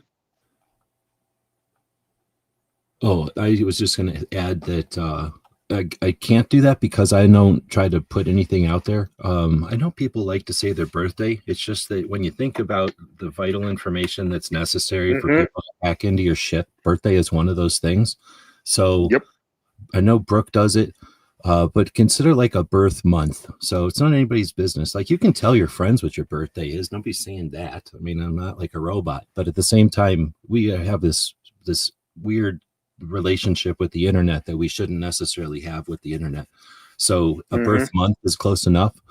And then that way, the main thing is people get a whole month to remember to say happy birthday to you, because that's really all we're trying to do, is be respectful and like thankful to our friends or whatever, right? So very few people like really care if like a present gets to you on the day or whatever. So anyway, that's all I'm saying, especially with your kids. Like, come on, people, especially with your kids. It's not anybody's business what their birthdays are. But that being said, no, I hear what you're saying. You do want to appreciate, right? Like, cherish and appreciate, especially this time of year. So that's what it's freaking made for. Being thankful and all.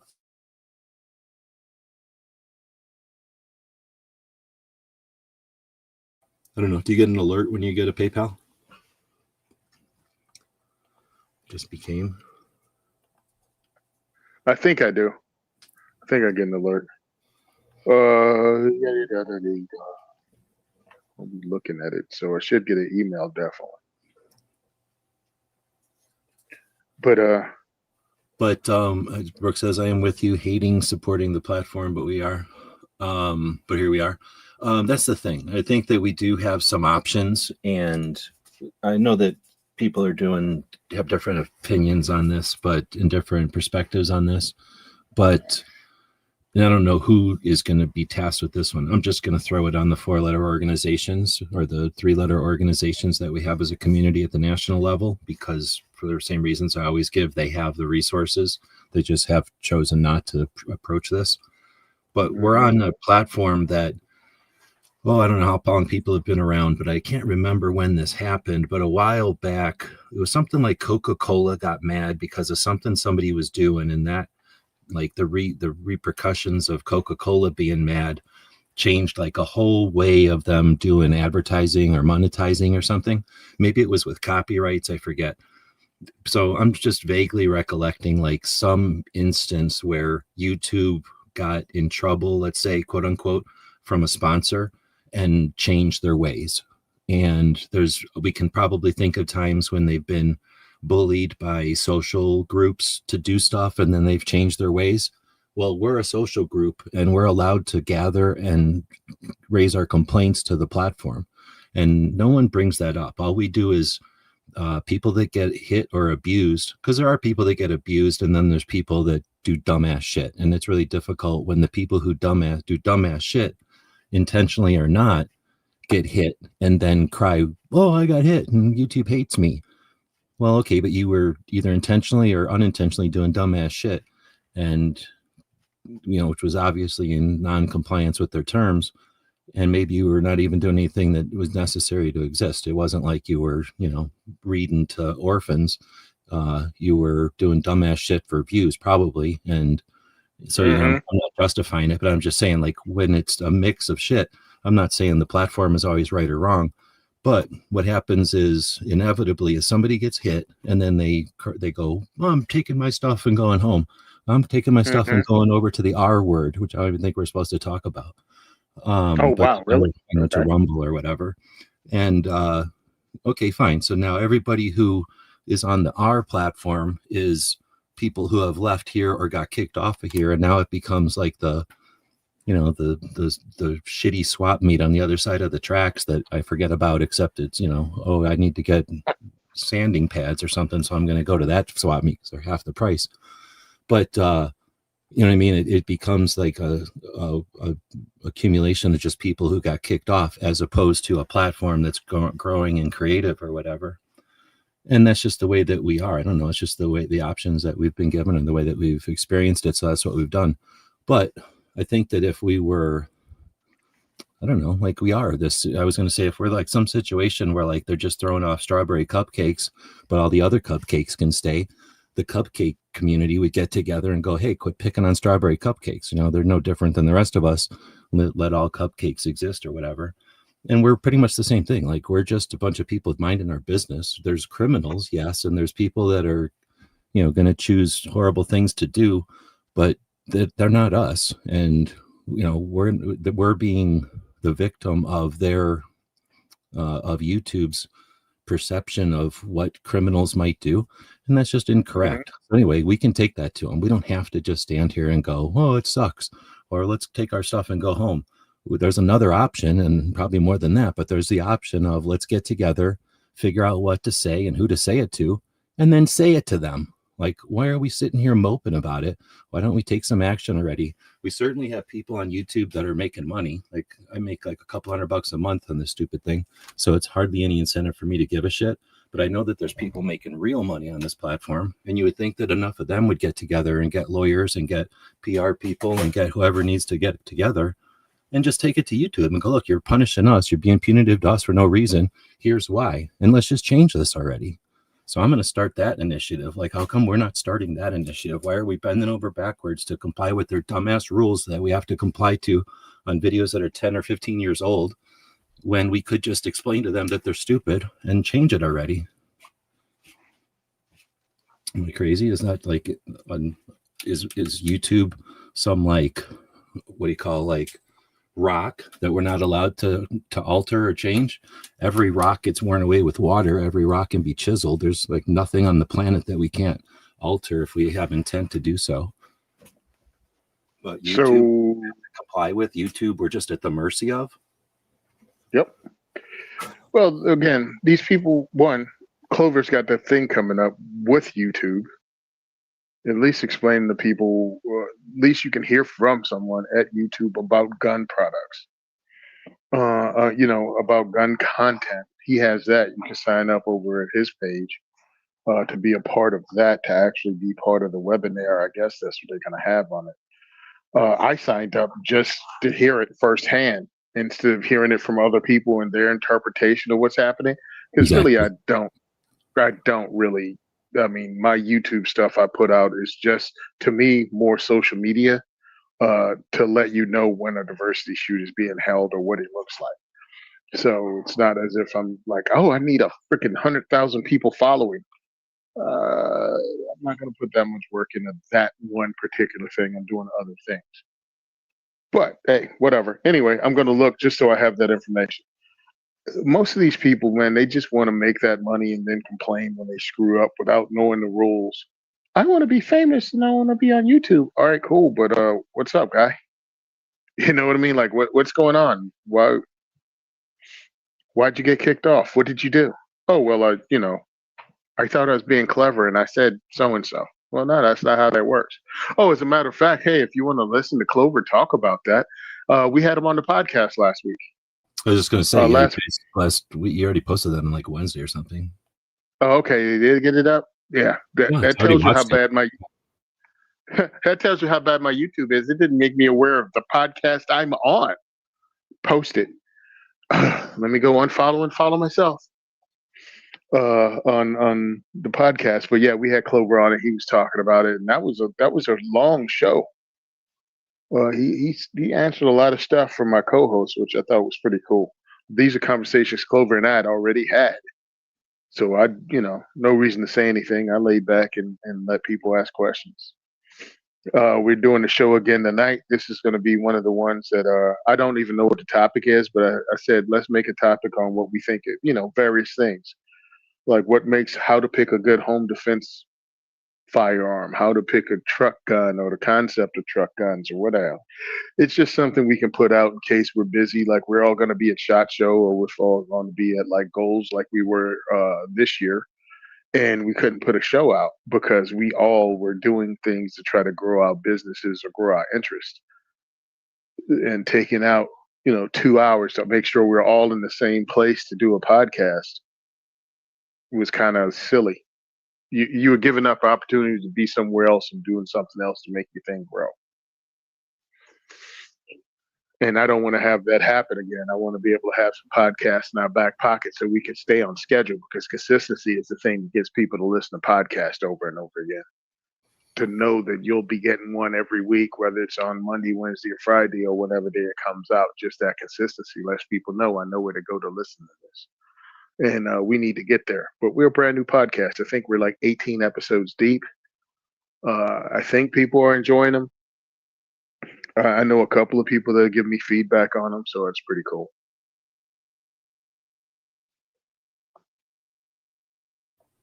All right, so I want to hit Brooks, what do they call it, super chat again. Thank you again for the $100, and we'll. I want to tell you a second here. I didn't want to interrupt and go completely off topic, but I had a little adventure here on the mute. My little dog was over here, I thought innocently wanting to come up and be part of the show and sit here because he was cold or something. And he wanted me to hold him. So as I sit in like a stool, like I'm sitting at like a bar stool way up off the ground. So he can't just jump up on me if he wants. He has to like ask to come up here essentially. So I grabbed him and he comes up here and I'm holding him in my lap. And then I figured out it's because I had a bunch of cheese up here that I had forgotten about that I was eating before the show. And he had about half the cheese down him into his guts before I figured out that he was actually just up here to scarf all my cheese. So I had to wrestle cheese out of my dog, at least to give the other half of the cheese he got all grossed to the other dog, because it's even double much of a jerk. He comes up here and eats my cheese and eats it in front of the other dog who doesn't get any of it. So just a whole cheese adventure we had over here. Now he's You and your dog fighting over cheese is hilarious. I was just defending the cheese. I forgot about the cheese.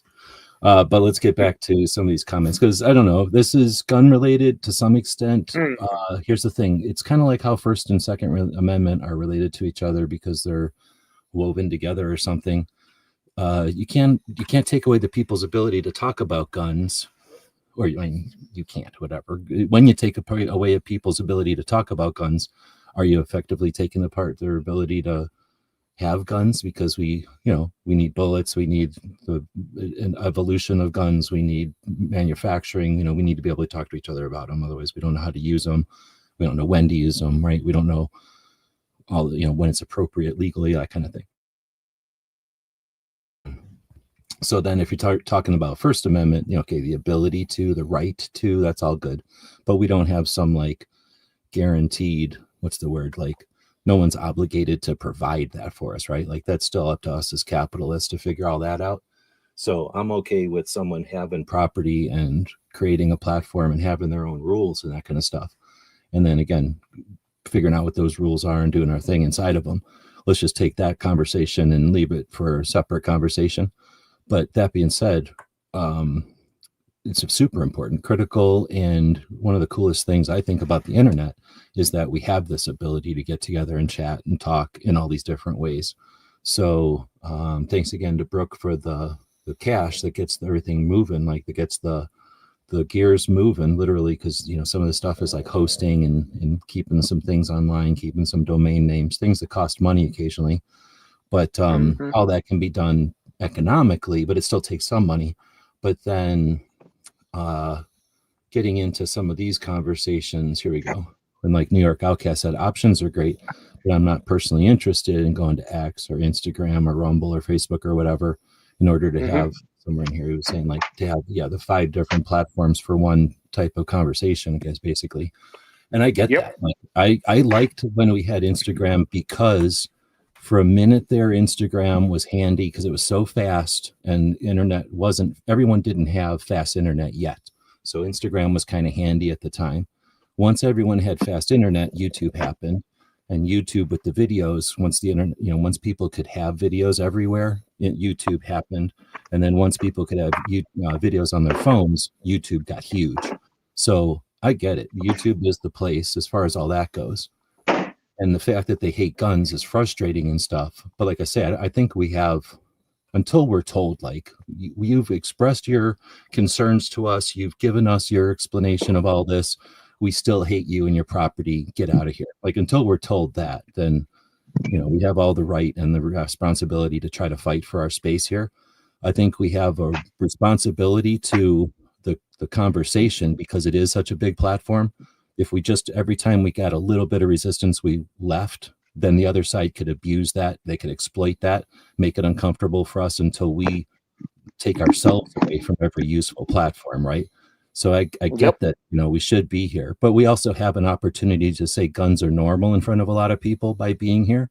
And I'm not saying everyone's responsibility at all times is to do that, but just in general, enough gun owners are normal that if gun owners were just allowed to do their shit, they'd have to look for the weird shit. You know what I mean? Most of us are normal to the point of being boring. So they would see us, see how boring we are, be bored, tearless, and then leave.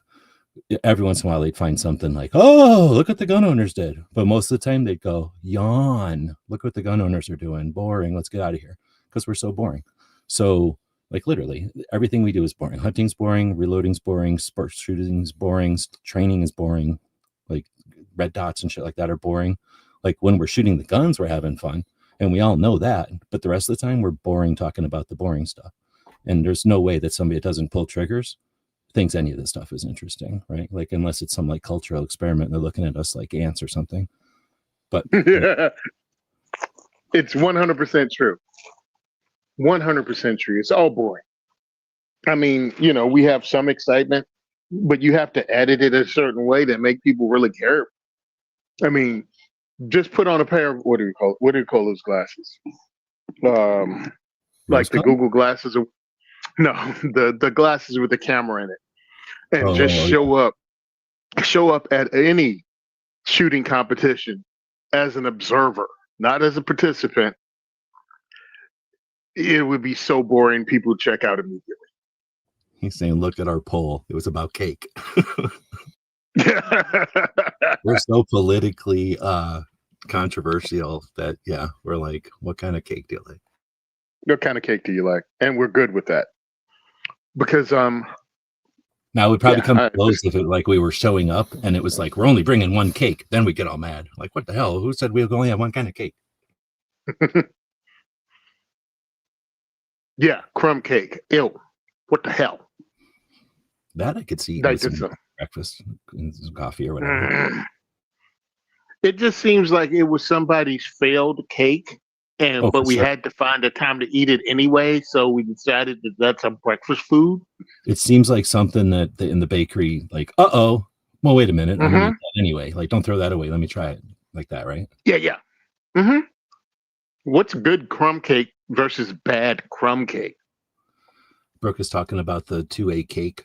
I forget where I got that from. I'm not going to take credit for it because I'm pretty sure it came from a conversation that we were having long time ago, back in the olden days of the beginnings of these conversations. And in the olden days, like me and Tony only jump in here, like Clover used to be in here for a while, but these things can hold like 6 people. And when we first started doing live chats, it was kind of rare to have less than 4 people in a chat. Now, often there was always somebody in there who would just sit there and never say anything for some reason. But because we all liked the idea that we could jump into these things, and we almost always threw the link out there, people would jump into these things. So it was just a different type of conversations back in the day. But I remember, and it was very much, let's show Obama that grassroots, activism or whatever. We didn't call it activism, I guess, back then, but like, just grassroots can resist your bullshit 23 executive orders and shit. So we would definitely have a lot of conversations like about this kind of stuff. So I remember when the cake thing came up, and basically what it is though is I was trying to come up with a way again to kind of reach those people in the middle who don't give a shit. And I was trying to think of something that was like a Schoolhouse Rock. I've recently watched a video. I don't know if Foss posted it. Somebody posted a thing about Schoolhouse Rock, and I watched it, like how much, like where it came from, its origin story, and like how influential or how like significant it's been. And how effective it was, right? This is like, think of how much of this stuff when I was watching this thing, it's like 20 minutes long, watching all the different like little pieces of the different Schoolhouse Rocks. It's like how much of this stuff I knew because I watched Saturday morning cartoons for the rest of time that I never even thought about until you start hearing it. But like so many of those things, like little jingles or whatever, I guess, we would remember little pieces of whatever, grammar and math and history and whatever. So anyway, that's where it came from. It's like, how can you make something kind of simple, easy to remember, picture, and then easy to explain, right? And then get the concept across of the timeline involved. And that's something that always blows my mind, is that for somehow we had this country from 17 whatever, and we did all kinds of cool shit here that the rest of the world never did, right? We did all kinds of cool shit here in that amount of time. And then in 1934, and we kind of talked about it earlier today, like they were able to say, you know what, some guns are bad and let's make them illegal at the national level. And then dink, like all of a sudden some guns are bad. And then moments later they go, and we should have gun shops, dink. And then it wasn't until like almost a generation later in the 60s, some people get assassinated, which is obviously horrible, but then they go, you know what, we should make even more guns bad. And then they did. And then a couple of years later, they even made more things happen. And that's when every one of our gun rights organizations that I give shit to most of the time started, right? When they first were like the guys in college going, hey, wait a minute, because most all of them were dudes in college going, hey, wait a minute. And they started newsletters or little campaigns. And, that grew into Second Amendment Foundation, the NRA, ILA, and Gun Owners America, California, and then Gun Owners America. So, that became the first resistance. And then, 68 happens, or that was 68. When 86 happens, that's when it kind of crossed the line. But then 86 happens. And then in 86 is when, of course, no machine guns, right?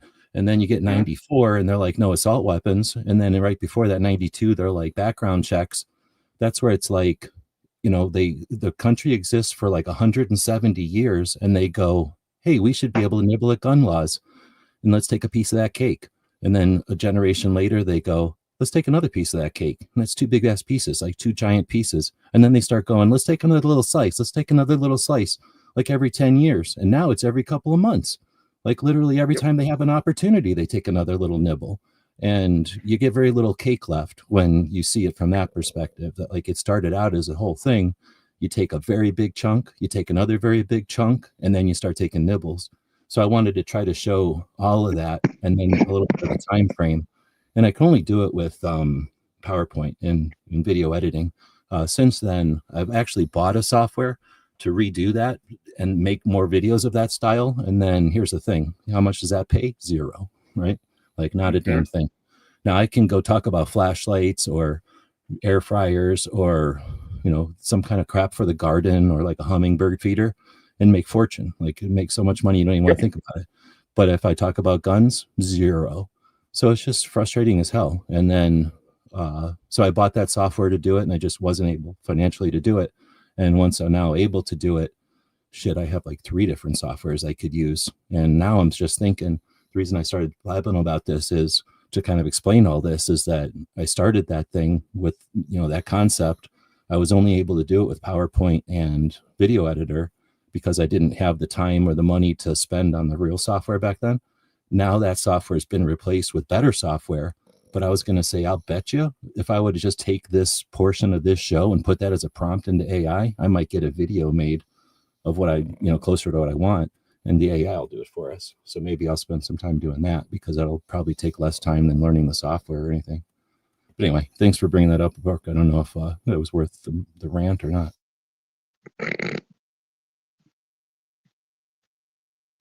That's always what are we talking? What are we at here?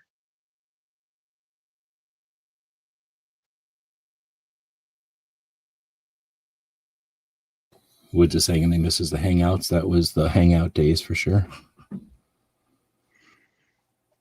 Yeah. Oh, the hangout days are fun. That's how that's what I used when I started out on the Gun and Gear Review podcast. One of the guys at work does a sports podcast. Young kid, they just started it out, and I told him, "Yeah, I've been doing it for a while." He was like, "How long?" I'm like, 10 years. He's like, "What?" I was like, "Yeah, about 10 years. I've had podcasts going on," and it was like, "I'm doing it for the fun of it and to get information out." But I mean, I think that's pretty much why I do everything. I need to figure out how to do something for the pay of it. This is ridiculous. But I have a regular job. And I just think some of the stuff we do is important in advocacy and also in, you know, letting people know that some of the stuff they're watching isn't for their best interest, it's for you know, financial gain for others. So when you thinking you're getting really good information about, you know, firearms related stuff that you're going to use to protect your family, I'm like, nah, some of the people that are talking to you are just in it for financial gain. And they might sound like they know what they're talking about, but they don't. Many of them aren't shooters. They've never pressure tested anything. And those 1,000 round tests, they don't really do 1,000 round tests. They just say they do. They're not doing what they say. But with our podcast, Gun and Gear Review podcast, and even with what is it? Locked, Cocked, and Unfiltered. Filtered. Yeah, we are shooters and instructors, and I'm doing what I'm doing. So not only do I have, you know, the triggers I pull, I have my instructors at diversity shoots, which is between 5 and 6 per diversity shoot, but about 12 overall that are feeding me information on handguns, firearms, the guns we're using at events, how people react to it. So we're getting a lot more feedback and honest feedback because you can't listen. I'm willing to sell out, but not at the prices some of these people are. Like, I'm going to be effing rich. I ain't going to be working and sell out. I have no morals and still got to wake up on Monday. Hell no. I'm going to be rich if I do it. So I'm not going to give you bad information because someone gave me a gut. So we're trying to give people good information out. I mean, because as the kid that grew up reading the gun magazines until I actually, the pages fell apart, I believed these people. And then when I started doing it as part of it, I'm like, many of these people, I swear, some of your gun tubers can't shoot. Some of them couldn't hit water if they fell off a boat, and they're going to tell you about a 1,000 round test to tell you if something's accurate or not. I'm like, how would you know? I saw you shoot. Excuse me, I saw you pull a trigger. I didn't see you hit a target. It's almost to the point that some of the people don't even zero their guns at these bigger events because they're like, these people can't shoot anyway. And I'm not even joking. So I just look at what we do is I don't have to make money if I can just tell the truth and get it out there and let people know. I'm not going to BS you. This product isn't that great. There's nothing new about it. Stick to something that's already been out there. If you're on a budget, look at used guns first. And here's what to look for in used guns. No, it's not beat up or the thing is good. Have a gunsmith check it out. You don't have to buy the latest, greatest, newest thing. Stock 38s, a stock 38 that you picked up used for military trade in still is a good self-defense firearm. The 158 grain, semi-wad cutter still works because it's still about shot placement. Or are there better self-defense rounds? Yes. Are there more powerful self-defense rounds? Yes. Do you have the money to buy one? If the answer is no, practice dry firing more. Practice dry firing more. And then when you go, make your range practice count. You don't just do the things that are easy. Do the things you aren't good at and get better that way. A lot of YouTube channels will not tell you that because they need you to buy this. They need you to use their affiliate code. They want to show how many people, comment in their section about the new whiz bang thing. And I can even name types of firearms that people said were great, but they've disappeared immediately. Or the people that got the guns for free said they were great. And then when people started buying them, they were garbage. Yep. Since 98.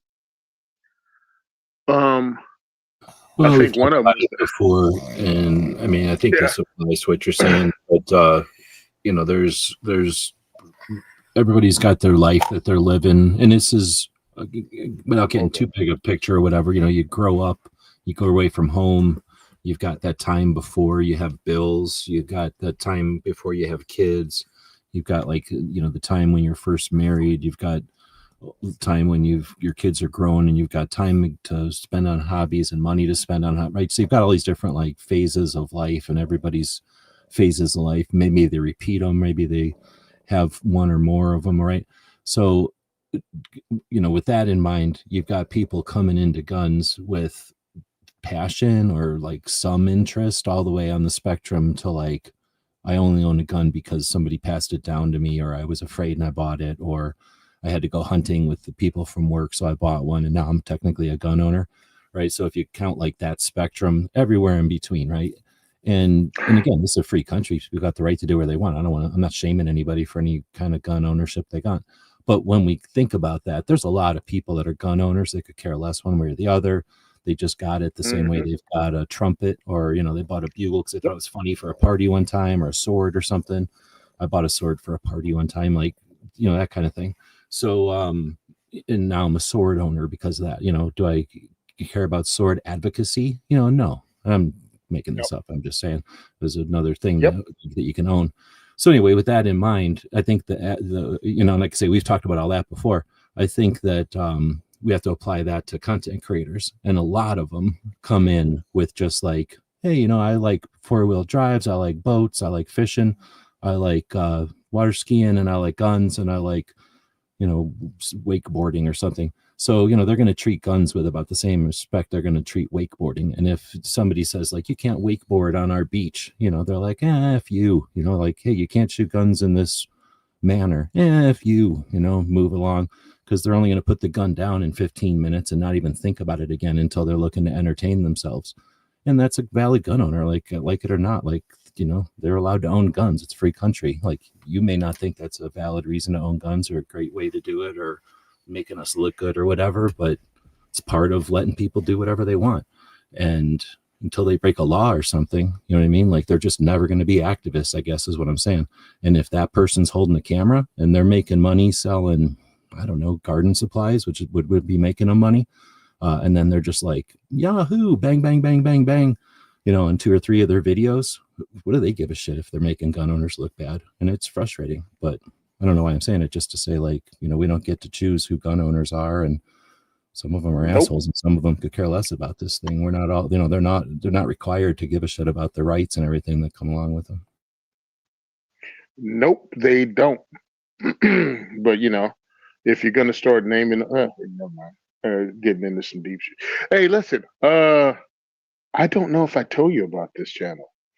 Dead Warrior Society does historical stuff. He's a former Green Beret, retired, I guess, or at least used to be a Green Beret. And I first heard about him because he was talking about Rogers Rangers and how what they did then, and went over the historical stuff they did, and when That's the one you raids told and me how about. I listened to that when I went hunting one time, or I went out. Yeah, so he did Rogers Rangers, excuse me, and he said he took a break for a while because what he did was immediately jump into the Swamp Fox, Francis Marion, uh, Revolutionary War general, and he jumped right into that. And he said pretty much he got burned out on it and had to take a break and then come back because it was about the same time period.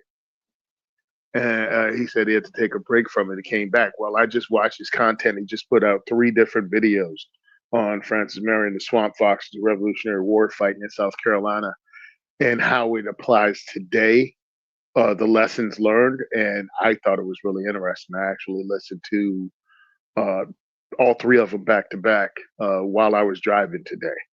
So again, it's Dead Warrior Society, and I thought it was interesting. Pretty cool, actually. I didn't go in and read the comments because, like I said, I was driving, so I just had it playing. But I thought it was interesting because, again, more of that. You'll find the gun people are pretty boring. Yep, I'm boring. There's nothing exciting. Look, I like shooting guns. That's the fun part. I like being in the competitions. I like hanging out with the friends and stuff. But I'm just a square, bro. I smoke cigars, drink bourbon, go to work, and do a gun thing, and I, fight for the Second Amendment right thing, and try to educate people, and I do podcasts. But there's nothing exciting about this life, and I'm cool with that. I don't want excitement. I've had excitement. It's overrated. I move too slow for excitement now. Takes too long to heal. I don't know. Excitement can be cool. You can get excitement working at a place at lunchtime. You know, you can get excitement hanging out at a shipping place this time of year. Oh my goodness! Just try hanging out at a UPS shop or a Kinko's or one of these places that does shipping right now. Like, talk about people that are unappreciated, and that we just, we're pissed that that it takes so long to wait in line to get to them, that they're not fast enough for us. And as soon as we turn around, they're out of our minds completely. And just live in these places. So seeing the waist deep of boxes they're wading through, and somehow they're keeping track of all that, and somehow all this stuff is coming in and out of these like places. They're the unsung heroes of the Amazon era. They are amazing. The people that work at the because of my situation, I regularly send stuff out from UPS. So I know the people, you know what I mean, at the various ones I've frequently visit. And they're cool people. But when you see them overwhelmed, I make sure I say, like, thank you, you're doing a great job, or just make some reference to something or conversation we kind of sort of had. You know what I mean? Just to, hey, doing a good job, keep it up. Oh, it's crazy. Yeah, I know, but you handle it pretty well. See you next week. Yep, bye. All right, cool. I mean, I ain't here to, we'll make a joke or something, because they put in work and they handle it professionally. We had the UPS, what do you call the big one? The distribution center. We used to be able to ship out of the distribution center. Well, it closed down to bringing in outside packages. So all of a sudden, it was like, where the heck do I go now? Well, we Well, I used was to lucky to to have. do guns. Like you had to go to a UPS distribution hub Yep, to strip a gun. they shut that son of a bitch down, and I'm like, great. So now I'm going to a local one, but they're nice and they handle things professionally. But it is funny watching people lose their temper. Like, how dare there be a line where you thought you were the only one that thought about sending a Christmas gift? Seriously? It's freaking Christmas, which is weird. So I have a calendar to set up my the new season of diversity shoots. You got all So I'm going to start. What I'm doing is writing down the dates. I'm going into 2026, doing the from February until December. We'll do 2 a month, but that makes it real tight in February, real tight, because you have. Again, I'm going to speak in Florida. Also, we got to do Great American Outdoor Show. Got to squeeze that in, and then we got to hit 2 diversity shoots in the month of February. So that's going to be like bam, bam, bam, bam, bam, and then you start doing the gun con. Well, I'll probably go there. GOA's event goals, NRA. That's further for you this time. Mm-hmm. NRA. What else is happening? Like those things that you go to. If I get invited to speak, I have to make sure I put the dates of diversity shoots between those, because you can say what you want, but if I'm doing a diversity shoot Thursday night, get your stuff, go to the house, have your bags packed, and fly out Friday morning at like 4 in the morning. It's a long day, and then get where we're going. Try to get some sleep, and then launch into a weekend activity, and then fly back and be at work Monday morning, just to do something again the next week. It gets pretty intense sometimes. Some days it's like, whoa, what am I doing? All right, I'm going to change topics 180, Yep. 90 degrees maybe. Yanking the wheel. Cookie salad. You ever heard of it? I just talking shit. I was just making it up, and it turns out it's a real thing. Have you ever heard of it? What the heck is cookie salad? I was doing what you were doing. Sounds like fun, something funny.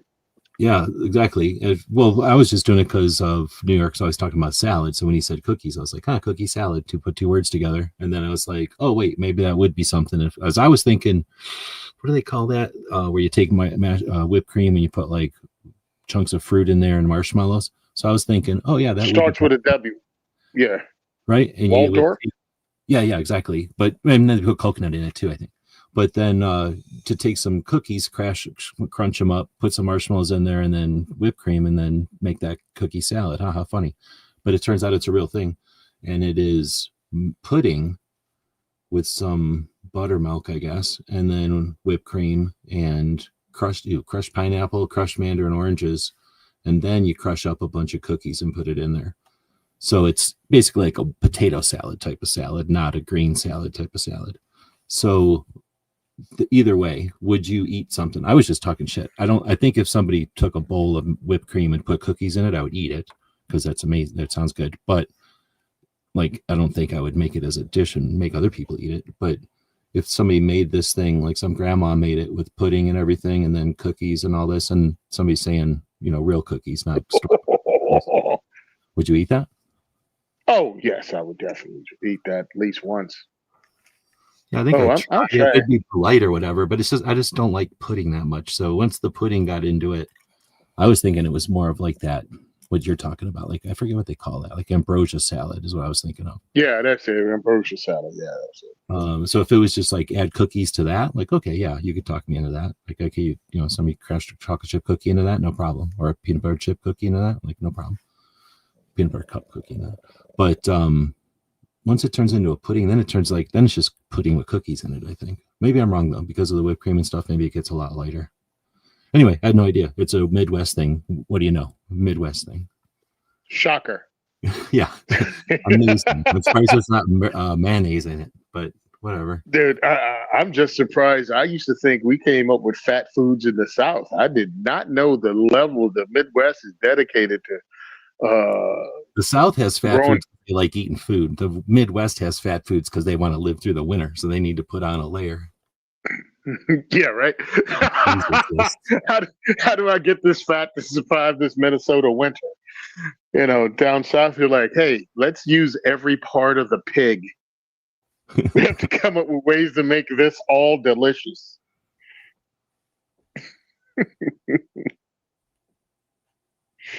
You have to break into the room without getting with Watergate salad, you have to break into the room without getting caught. Nice. Now I get it. But if you do get caught, you just squeal and write a book. Did you ever listen to G. Gordon Liddy's radio show or anything back in the day? I've listened to some of G. Gordon Liddy. I don't know if it was radio show or excerpts or interviews, something. It was I've way listened to before him. the internet back in the day. There was like a time when radio shows were like a thing, and I happened to be young enough, and I was working somewhere where I could listen to some of them. And I think it was right before Rush Limbaugh, if I remember right. It was a while ago. Yep. Anyway, it was before the show. It was political all the time, but he's just very like go get him, like no excuses, like just get the job done type of attitude. He's an interesting dude. Yeah, he was the only one that didn't snitch, right? He was like, just went to jail. Yeah, I think so. And then he made a big thing like, I'm a felon, I can't own guns. My wife has a great gun collection though. Oh, that's great. Could say that shit on the radio. Let's see. All right. Well, so anyway, we're 2 hours in. You don't have a hard break. I don't have a hard break, but at the same time, we don't have to go nuts every week. Did I miss any questions? Patriot in the Dark, I don't know if he's still out there, but he had a good point way in the beginning. You were talking about your Glock, I think, and you were talking about like the guys at the shop gave you the new V, but you were talking about the story behind that. And he was saying like I think what he's saying is sort of like the silver lining there is that that's a good thing because now it's in your head and you're not oblivious or complacent to that Glock in your pocket being aged and parts have been wearing out on it. So I'm gonna just add on to that, like versus it happening and sometime when you needed the thing and then you definitely don't want to find it out then. Well, the reason I found it out was because I run my Glock. I shoot in competitions, and I train with it regularly, and I dry fire it all the time. So to have that much time pulling the trigger on it, and then just have it malfunction, and then just cascade into malfunction after malfunction immediately, it really did go, wow, this blows. Like it just died. So it's not as if, because I have a brother-in-law that carries it around like it's a Lucky Charm piece, his firearm. He doesn't take it out, he doesn't clean it, doesn't oil it, doesn't even know how to fill strip it. And he just carries it like that. And I'm like, yeah, nah, I'm not that dude. But it still hit me like, all right, now we have all new parts in it. I'm gonna run some mags through it and make sure it works, but my faith has been affected. And then you come to realize it's one of those, hey, put the gun away, bro. It's from 91, 92. Like let it retire when you get something else in. The V is just an evolution of a next generation of Glock. Put rounds through that, make sure it works, run some of the carry ammo that I have from Black Belt Ammunition, fire some of their 9mm through it, and make sure it works, and then use it just like I was using this current Glock. I'm shooting in competitions at the police combat competition, PCC, and do that and take it to training classes, like hopefully train and learn this year, or some training up in Pennsylvania. The V is probably one of those models that aren't going to be around very long because they're literally made as an interim. It probably one that's at least on the I guess I'd hesitate to call it short list, but at least it's on the list of like something to buy, put it on the shelf, never even open it because it 100% agree. It would probably take a while, obviously, but I believe this will be the one of the ones that it only, in retrospect, it's like it's one of the ones that hung around, was used in the interim between, Gen 5 and Gen 6, and then it went away because it's not even cut for optics. It's not even cut for optics. And Gen 5 was MOS, and Gen 6 is definitely going to be MOS or whatever, the Glock cut is, but Gen V isn't. No, that doesn't seem to be something that's destined to stick around a long time. Especially with the entire, gun community seeming to hate on it because it's not a 1 through 5. I got to interrupt you because DJ acts like he's leaving. No problem. DJ, did you see my text? Go check my text. Okay, sorry, go ahead. Yeah, no problem, dude. I'm only talking about this stuff, and truthfully, kind of annoyed by it because people keep bringing it up. But it's gun stuff, and we love talking about gun stuff. The gun community does. I mean, come on. The 1911 versus Glock thing has been going on for 40 years now. 9mm versus 45 ACP. I'm sure it's been going on since 1905. So it's been a conversation. We repeat them.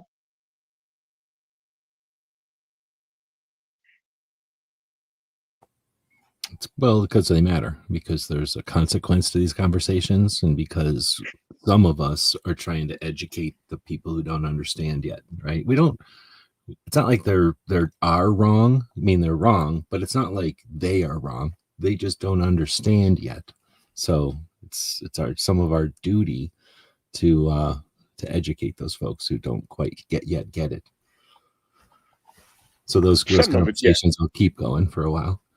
And then they add to it. I mean, I guess like I don't even care because I checked out, I use the whole 9mm as my shield against all this stuff, but I checked out a while ago, but there's, and I'm still on the like whether or not you should even have a red dot, but there's going to be, I mean, I can only assume there's the reticle camps like, oh, I want a dot in the middle, like, oh no, the dot's too fuzzy, I want some kind of ring, like, right, or oh, I can't do a ring, I need some kind of triangle.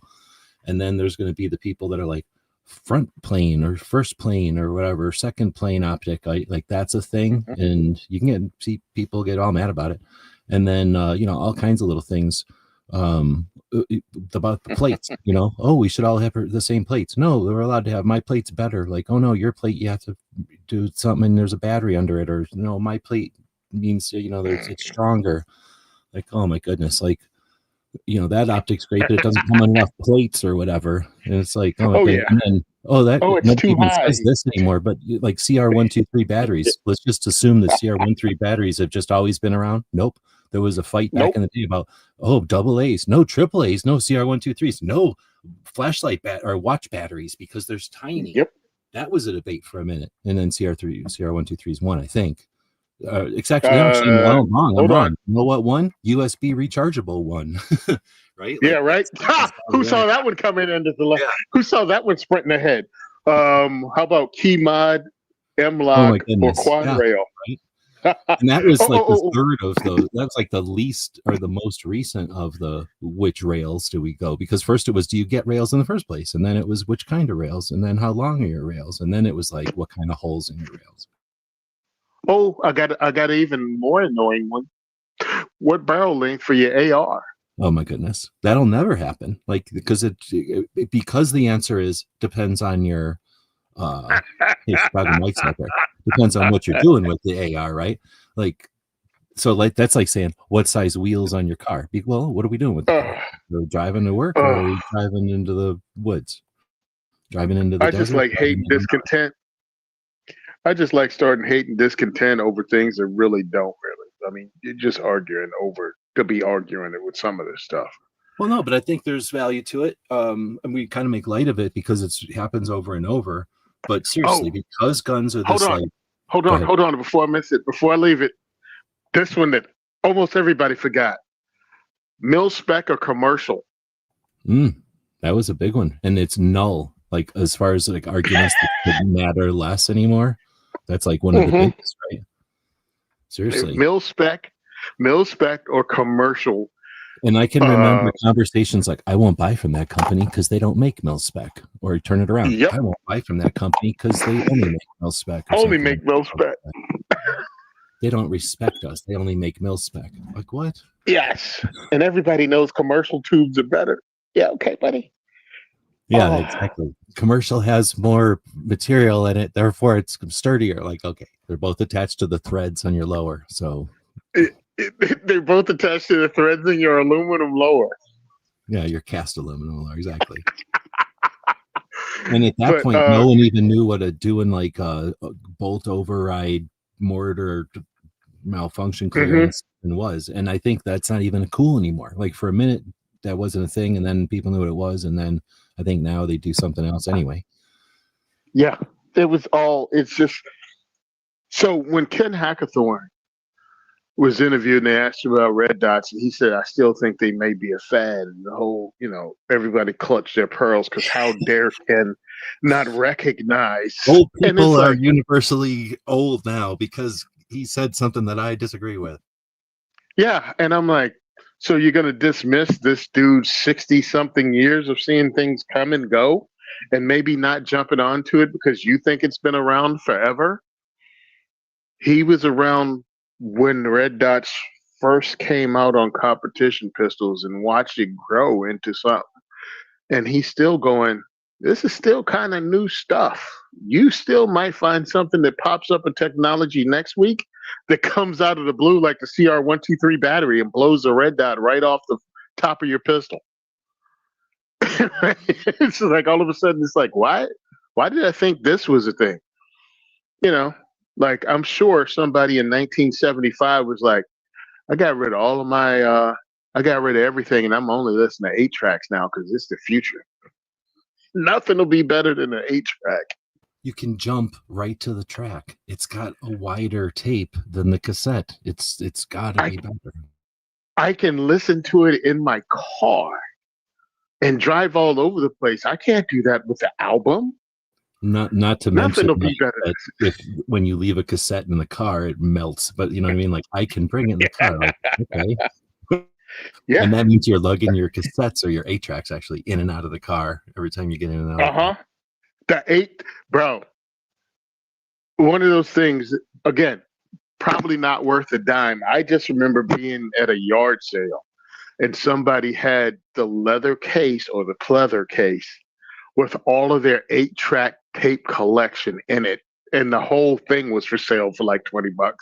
I should have bought that son of a gun. I don't care, just to have it as a curiosity that my wife gets mad at. It's just worth having. What the hell is that over in the corner? I bought a box, just like a box of 8-tracks, thinking, oh, I'm going to sell half of them and keep half of them as like a keepsake. And I kept half of them, but the other half didn't sell, needless to say. Oh, but it is I just wanted to look at it and sit over the corner. It was one of those things where older people had bought them and didn't want them anymore. And I was a little kid.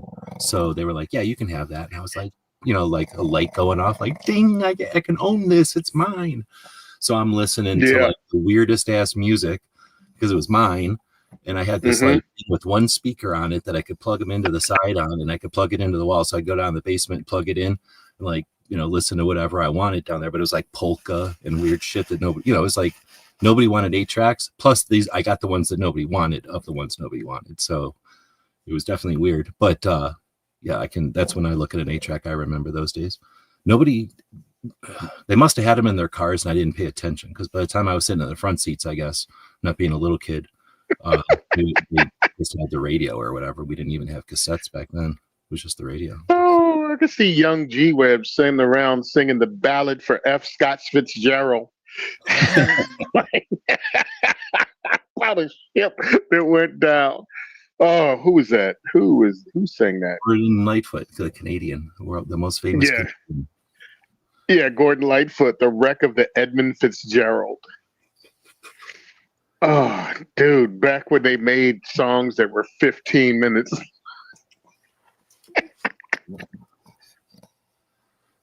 That song was only 6 minutes long? I don't know. Seemed like it was a long God, summer. it felt like an epic, bro. I just watched there's a documentary about that guy, and I watched the documentary. It's pretty interesting. You know, he's been alive for a long time. He literally was like the most famous Canadian. So, and he wrote that song kind of late. I figured that song had been around forever. Whenever I first heard it, must have been like when it first came out. It was from like the 70s or something. I thought it was like an old thing that happened in the 30s or something, but that ship went down a lot of times. Yeah. Oh man. Yeah. So that I just remember that song. Just wow. It would come on the radio, and I'm like,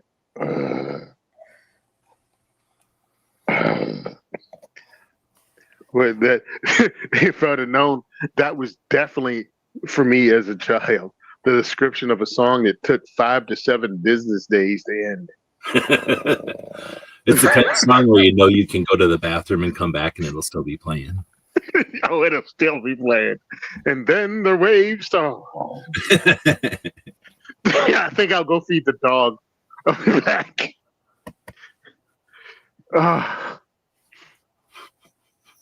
I'd still say, man, growing up 70s, 80s, 90s was awesome. Yeah, awesome. I'm pretty sure we lived in a pretty awesome chunk of time in the world. Like we were pretty freaking free. Everybody was pretty happy. We had some pretty cool shit. Mm-hmm.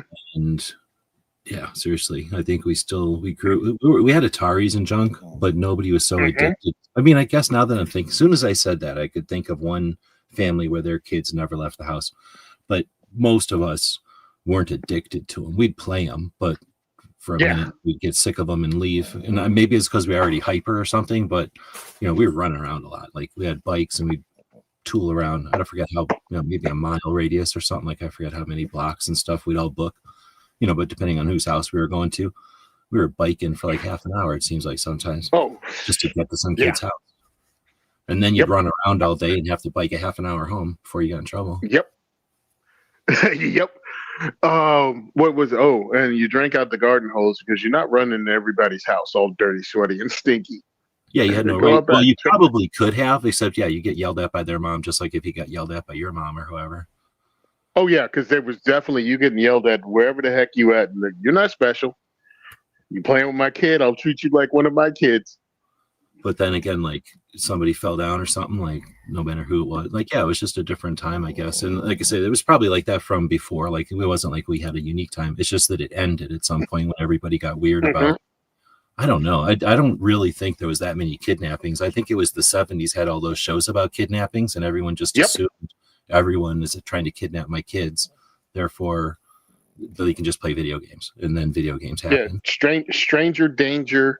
All of that kicked in, latchkey kids, so moms weren't home, so they wanted you to lock yourself in the house, so nothing happened. Then James, the change had to be because when I was coming home from school as a little kid, and it was not lock yourself in; it was be home by the time I'm home, or be home by the lights, you know, whatever it was, however old you are. But then it became you don't go outside. But I never lived through that. Like then I don't know. It was me neither. Brothers or something. But yeah, it seems like that's what it turned into. Is like you get home, you run home, you lock the door, and then the outside you don't world come out. Is outside. Yeah, that was not my. I think that might have been 2000s or something that kicked it. I don't realize it because by then I was a grown ass man. Yeah, exactly. We didn't have kids. We were too young to have kids, and we didn't have unless you had little brothers or something, or little brothers and sisters, you wouldn't know. So yeah, we just all were out living our lives. I think when all that change happened, and it just sucks that it. Well, it's not like and truthfully, what are we going to do about it? Because my family is my dad's second family, so my sisters were school age kids, but they had so many after school activities they weren't home either. They weren't getting home until 8:00 at night. So it wasn't that they weren't outside playing, it was they had a damn schedule busy as sometimes I'd get home before them. It's like, how the hell did I get home before my sister? And I'm working for the family business, that keeps us out all the time. So I didn't notice when it became don't go outside, stay inside, playing video games is a good option kind of thing, because my family didn't do that. Oh, you know what else Heck. just made me think of something when you talked about going out and doing the business and driving and stuff. No, right away, I thought Hmm. about driving. Is we also didn't have a robot telling us where to go, so we had to remember places and we had to understand perception of the like, what roads went where. Even if you didn't Hmm. live on them or go down them, you knew where they all went because if you had to go somewhere, that's how you got there. You know what I mean? Like you just knew the world in your head differently than people do Yeah. now, right? And then phone numbers. Like I know Oh myself yeah. and everybody else, like we just knew a shit ton of phone numbers because you had to. There's no other option. Yeah, I guess you could write them down, but what's the point? Like you just knew a lot of phone numbers, and I barely know people's screen names. You know what I mean? Like I can't remember shit anymore Oh compared to what we used to yeah. remember. Oh yeah. Not at all. Not at all. But yeah, we did remember. Oh, had a funny thing happen just at dinner Thanksgiving night. I was at a friend's and his house phone rang. So it was five of us at dinner. And one of the guys that just showed up, my friend goes, "Hey, what's this number?" And he's reading it from his house phone. And one of the other guys goes, "Oh, that's so and so's mom," one of the other guests. "Why's your mom calling my house phone?" So he answers the phone. And oh, they wanted to know if he arrived okay. It's like, you call, how did your mom get my house number? And it was just a funny thing. It was like, one, who calls the house phone anymore? And two, the other guy knew because they all had been friends since they were kids, and he still remembered his friend's mom's house number. And I was like, yo, that's people that have been around for a while. And they're the I friends. thought about it for a minute. I at least if I heard it, I'd probably remember like whatever my friends' numbers were that I used to call all the time because you'd know that shit. I Uh-huh. mean, you know what I mean? Like you could do It that was without looking at the phone. Your fingers just went to those numbers. pretty much, yeah. It was like, what was that? I don't know. What the heck? People think about. I mean, our parents kind of went through this because some of them probably went from back in the days when the phones were on the freaking wall and they had to say like, kilo 924 or something like is for the phone numbers. Pardon Yeah, my, right. but like we Party definitely line. lived through clunky old fashioned weird phones that like you see in like the 1960s movies. Like those were the phones in Yep. our houses because nobody could afford the fancy phones back then. They all owned phones from the Oh, heck 50s, no. and they were I definitely remembered at the beginning of life like the phone company, you'd have to call the phone company and they would come move the phone from like this room to that room and charge you a bunch of money, I think. And and then at some point Radio Shack was like, now you can move the phone yourself, here's some wires and a plug. And you're like, whoa, ding, like you can move your phone in your own Wait a minute. house. Whoa, this is the Bro, future. did you have to go on fuck? Did you have to go to a special like No, phones the didn't phone get sold at store. Walmart. You had to go to a No, it was phone the store. AT&T store, and you could be like, I Yep, want the that was blue it. one or the red one, or like, I'm a rich Yep. person, I want the one that looks different and is blue or whatever. Yeah, because Yeah, it was yeah, like okay. four You different phones or something, and like everybody had the yep. one, and then you might have the blue one or whatever, or like grandma would have the red one in her room or something, but then like, and the rich guy would have the red one in his office or something, but then like the really rich person would have that one that was all fancy. But yeah, there was a freaking phone, and you'd have to go there because you'd have to get permission. Like, because I can just remember when my grandma wanted the phone in her back room, and they were like, Mhm. "How are we gonna get the phone back? Like, we have to call the phone company and like all this." And then the phone company came out and like, basically moved a cord over and stapled it to the wall and screwed the plug in. And like I say, Radio Shack 10 years later, would sell that stuff, to anybody who wanted to do it. Mhm. But then 5 seconds later, oh, there's cordless phones. Who cares where your phone's plugged in at? Because you got the cordless thing. And now no one even knows what a cordless phone is because no one has house phones anymore. So yeah, the Oh, dude, how about technologies we've this one? gone through are This crazy. this is the technology that got me as a locksmith. Oh well, OnStar and all that's going to make opening cars useless. That's not even going to be a thing in the future. It's gonna, really? Now, as a locksmith, I was like, I find that hard to believe. Why? Because you lose signal in parking garages. What are you going to do now? What? Yeah, we'll still be doing car lockouts. Don't worry about it. Yeah, I mean, or don't bet we're in all the your middle of money on nowhere. it, huh? We're just in the middle of nowhere where there's no internet. Yeah, I'm like, stop acting as if everything. Understand? They still sell buggy whips. It's just S&M devices now. It's just an adult toy now. But you still sell buggy whips. Just change the marketing. You'll be all right. Very few things really, really go away without like, oh my God, what do all those poor people do? Okay, some stuff went away and I just question what those people do. But that's just me and my messed up sense of humor. Remember, you're a few years younger than me, but do you remember when there was a whole PETA thing against clubbing baby seals? Oh, for sure. Yeah. Yeah, so that's how they got the little white seals with the fur coats and they club them. And I'm like, where did all those guys go? Like, if you're down at the unemployment place and you're trying to get a, and they're like, what did you do? That I worked in the fur business. Fur business? What do you mean? Well, look, I just want a job. I don't want a stigma attached. Yeah, okay, fine. What did you do? I clubbed baby seals and then you skinned them and we used them to make coats. Okay, so you work with youth and sporting equipment. No problem. I'll get you a job right away. How do you feel about high school kids and coaching? It's like how do you turn that one into a career? No, seriously. No. Most of that That's kind of better than stuff. my whole job. It's better than my old job. What? Never mind.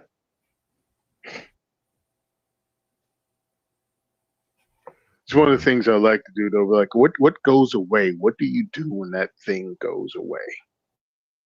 Like, there were people that worked at Radio Shack. Whole place is gone. Even the concept of Radio Shack is kind of weird now. Like, because you could build radios there. They had stuff you could build shortwave stuff, like with circuits and stuff. Gone.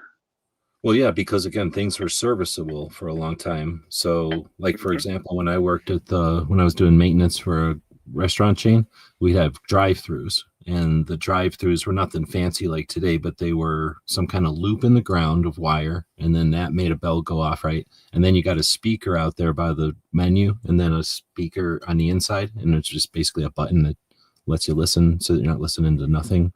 Anyway, right? So it's pretty basic, but the components or whatever came from a company, and that company's service thing was in Phoenix, and we're 2 hours from Phoenix down the highway.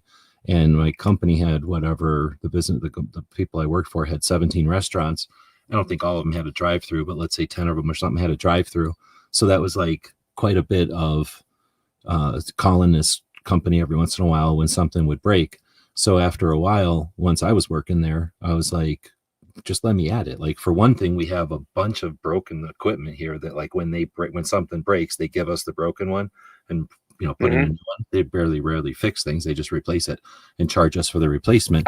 But the main thing is we were waiting for them on appointments to come down, and we'd have a drive-through broken for a day or two until they could arrange to send somebody down, because they had, imagine Phoenix has way more drive-throughs to worry about than we did. So anyway, I was saying, hey, why don't you just let me take apart all the broken ones and put together some working ones, and the next time one goes down, I can swap it out and then evaluate the broken one and see if it's something I can't fix. And that's where I'm getting to. Like, eventually I figured out, like, okay, the things that are breaking all the time, and it's this piece, and I can go to the store and buy that piece at like Radio Shack for what, a nickel or a buck or $5, and then save ourselves time and money replacing the whole unit all the time. And that's where, again, like, that concept has just gone away so much as throw that thing away. It costs you $20 an hour to go figure all this out. And so we spent $60 you figuring it out. And then it's going to cost us $20 for your time to do this every time. We could just bill the restaurant the $200 to bring the guy down, the drive through, they just incorporate it into their money and move on. It's just, in the books or whatever, they just deemed it, well, in our case, it wasn't like that, but I could see it happening where somebody would say, just deem it less costly or less nuisance or whatever. It's less resources on the maintenance people to just not do that. And that must have happened enough times that Radio Shack just wasn't in demand anymore. But or maybe it was, and it's just Amazon replaced them, because that's the thing. You can now go to Amazon and have that thing waiting for you to locker somewhere in 5 minutes. I mean, a lot of things went by the wayside, and it's weird. because they disappear and you don't notice and you start talking nostalgic about it. And then soon you're like, you just sound like that old person that misses stuff. And it's like, yeah, because life changes a little at a time in increments. It doesn't all change in a day. So that way, when we're talking about things like this, it's like it's generational because, oh, yeah, I remember that as a kid. Well, yeah, and I remember it as an adult. You know what I mean? It's like, I remember, not doing that anymore, not stopping at the gas station, buying a Rand McNeely map because I didn't have one of that county when I was running a job there. And this was before MapQuest. So pretty much you had an address and you had to find that sucker on a map and go from book to book as a road tech. So I had every pretty much county in New Jersey in my truck behind the seat in a map holder. And then when MapQuest came out, it gave you a street by street, like how to get there thing. And that was cool.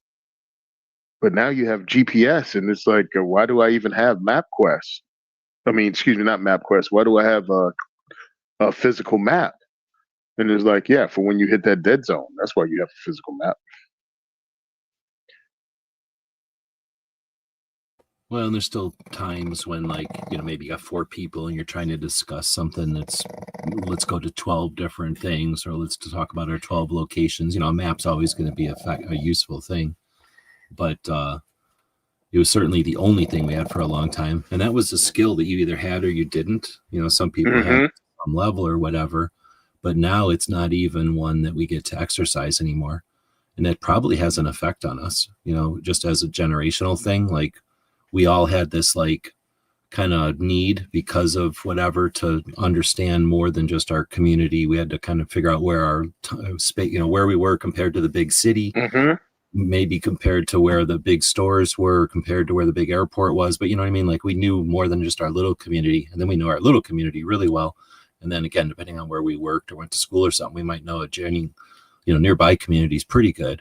And nowadays, I suspect a lot of people don't even think about the big picture as much as they think about it like another video game where, the GPS tells me go left, right, left, right, left, left, left. And they don't think about all the shit in between. You know what I mean? Like, they've never. Nope. And maybe, like, I'm trying to think of, like, back in the day, if a car accident happened and you'd be like, well, fuck it, I'm going to just take a left here and see what happens. And then you'd figure out, oh, it's nothing but dead ends and courts or something. And like, I can't, it's just a bunch of waste of time. I'm just going to wait in traffic because you figured it out after turning left wrong. But then sometimes you turn left and you figure out, oh crap, I can definitely parallel this trip. And anytime there's a wreck on this street, I'll just take the other street. That's the kind of stuff where I don't know if you get that when you're letting GPS take you everywhere. You don't even know when an accident happens and you're misdirected because you're just listening left, right, and now I'm there. You could, you're not absorbing where you've been. And I don't know if that's good or bad. Maybe it's good because our brains aren't wasting a bunch of time with that. Maybe it's bad because we don't know where we live on our planet. Yeah, I mean, I had that happen to me when I was in North Jersey this summer. I was trying to get, we had a supplier up in Northern Jersey, right on the border between us and New York. And I'm just paying attention to the GPS. So I wasn't reading the signs. You know what I mean? I wasn't like going, all right, I'm going to take that road, because if you're ever up in North Jersey, when you're reading the sign, they have every highway on like one sign. And it's like, all right, I'm taking this to that to this. Hold on, which lane is that? Because it says left lane only. Wait a minute. So I was like, frig it, it's a GPS. I turned the brain off a little bit. I go to make the right, and someone was in my blind spot. So I had to wait for him and thereby missed the turn. Ended up driving in New York City. Didn't want to be in New York City. Didn't want to be in New York City because I was carrying. I don't have a New York City carry permit. I had to get out of New York City very, very quickly. Only because if anything happened whatsoever, look, I made a wrong turn. I couldn't get off. I couldn't do a U-turn. I'm on the GW bridge, and you're just gonna have to go across, get off, turn around, and come back. And that's when I was like, forget this GPS. I'll read the signs and figure this out and do the fastest U-turn I could possibly do. Because F you, I'm not going to prison. I'm not joining Dexter in lockup because there's not Second Amendment in New York City. Well, because some guy was in your blind spot for a minute. Exactly. Yeah. And it was like, it was only a second. I was like, oh, let me go. Son of a gun. Oh, snap. That was the last thing right I could turn. Next stop, New York, period. And it's not even like it was like, oh, you're right here. No, it's like a mile and change. You're just stuck contemplating, like, oh, crap. Oh, crap. Oh, crap. Oh, crap. And then you got to drive across the bridge. Crap, crap, crap, crap, crap, crap, crap, crap. Now you're in the city. Now, is this all in slow motion because it's traffic, or is this like a time when traffic's moving and you're only in there as long as it takes? The traffic's moving, but it's like, once you miss that, it's like a mile and a half, and then you get to the bridge, and then you go across. There's no way you're getting off of this. Yeah, like it wasn't like boom, 200 7-Eleven or gas station. Or something. No stores, no exit, no nothing. You're just screwed up, and you're going into New York. And I'm like, okay, fine. I'm in New York. First left, first right I get to, next right I get to, because nothing's just a U-turn. It's just right, another right, another right, another right underneath the GW, back another right onto the GW, back across the bridge and out of there. Dude, you know what? What you're saying is, except for I think I was taking lefts, I almost had the exact same scenario happen to me. I was going to that castle in New York on the Bannerman's, yeah, Bannerman's, and I was in Pennsylvania coming from where the TV show The Office is, Scranton, coming from Scranton. So I forget the name of the town. That's New Jersey, Pennsylvania, and New York all hit in this one place, and there's a town there. And then there's a town right there, and if I remember right, the town is either kind of big or else there's a second town right next door. So like one town has a bridge, and like a mile north, it's either another town or the same town has another bridge, and they're just a mile away from each other. And then the north one might have had two bridges, like the old bridge and the new bridge. And I'm fucking around, and I go, oh shit! And same thing. Now all of a sudden I'm driving across the bridge into New York, and I'm like, oh crap! I did not have to do this. So I get off the bridge. I have to take a right to get out to get off of the thing, so I'm not driving into New York. And now I'm in that little town, and it's like a little, whatever you call it, like tourist town, like scenic, look at the river, some fancy breakfast type of town. So I'm taking a right, take a left, right, take a left, get back on that bridge and go across town. Something like the second left, a police starts following me. And police starts following me because I'm an Arizona plate in a white van in New York, right? Like, hell yes. Right. So I'm like, left, get on the bridge, book back into whatever Pennsylvania. And he didn't follow me across the bridge because he probably didn't have jurisdiction or that. And I wasn't doing anything. I was just probably he stopped because probably supposed to stop vans from out of state. I don't know. But anyway, but it was the same kind of thing. I'm like, oh shit, I got to get the hell out of here. I did not mean to get into New York City or New York, period. It was just New York. New York, yeah. Makes no difference because the rules still don't make sense. Is that upstate where I was at? Yeah, you were upstate. Okay. Yeah, you were upstate. But dude, it just doesn't make a difference. And it freaking blows my mind. I'm sitting there going, this could be the most expensive missed turn I've ever had if it goes wrong. There shouldn't be that kind of stress on someone that's not breaking any laws where they had no intention of being in your effing state. And I know if I got caught, they'd be like, oh, well, we can make a deal that you could just take a lower felony. You know what I mean? Like that would be the game they play. Destroy everything. You'll be guilty of all these felonies instead of that felony. Yep. You'll never be able to own a firearm again or something. It's like, wait a minute, what was the crime? Who was the victim? What are you talking about? I just didn't want to be like, I don't want to go to New York. New Yorkers are impressed with New York, or people that are out of town and looking at it going, hey, that's where they film Sex in the City. Don't care. and this is going to seem horrible to some people, Jersey's better. Jersey's better because people aren't living on top of each other, and you don't have this New York City price of everything just because you crossed a bridge went up 70%. That cheesesteak didn't taste any better because you were in Philly, and that New York cheesecake don't taste better because you're in New York. You know what's a great place that's in the middle that they're not charging you? It's called Jersey. It's called Jersey. You have all the best of all of that. Usually the people that own the larger restaurants and the larger businesses in New York City and in Philly live in Jersey because they get more money for the place they live in, so they can live in a bigger house and send their school kids to school that's not in the city. So yeah, I mean, to me, I just found no reason, even after working in New York City, I'm like, they charge you so much to get in. Everything you do is, everybody understands it's more money because it's in New York.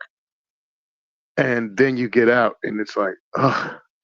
At least that was my opinion of New York, and it hasn't changed. I mean, I don't even think Jersey that's great, but when you park next to the lack of freedom place, when you live right next to New York City, oh, that's a real lack of freedom. Good to see Gizzard out there. You never know. Somebody looks enough like poultry. Good to see you got through Thanksgiving okay without any quote unquote mistakes happening.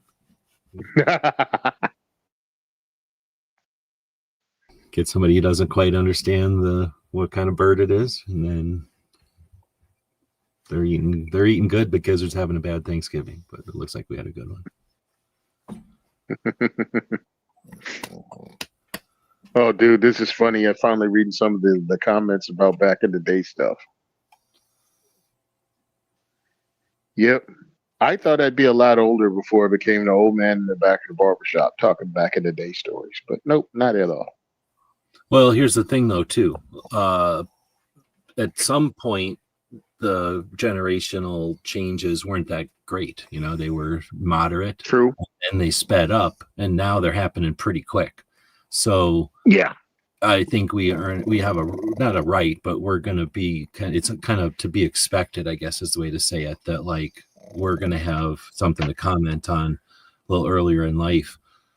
And honestly, I would say up until the AI thing hit, for a minute there, it looked like there was not a lot of utility in knowing the old way of doing stuff, because so much focus was on the new way of doing everything. And now that AI, or when AI first started, I should say, I guess everybody was like, robots and AI are coming, and automation, and, goodbye all the old dumb things that dummies, did back in the old days for jobs, because, they couldn't get smart enough to make robots and shit or whatever they did. And, now they're figuring out that AI can't weld, and maybe you do need people to do stuff.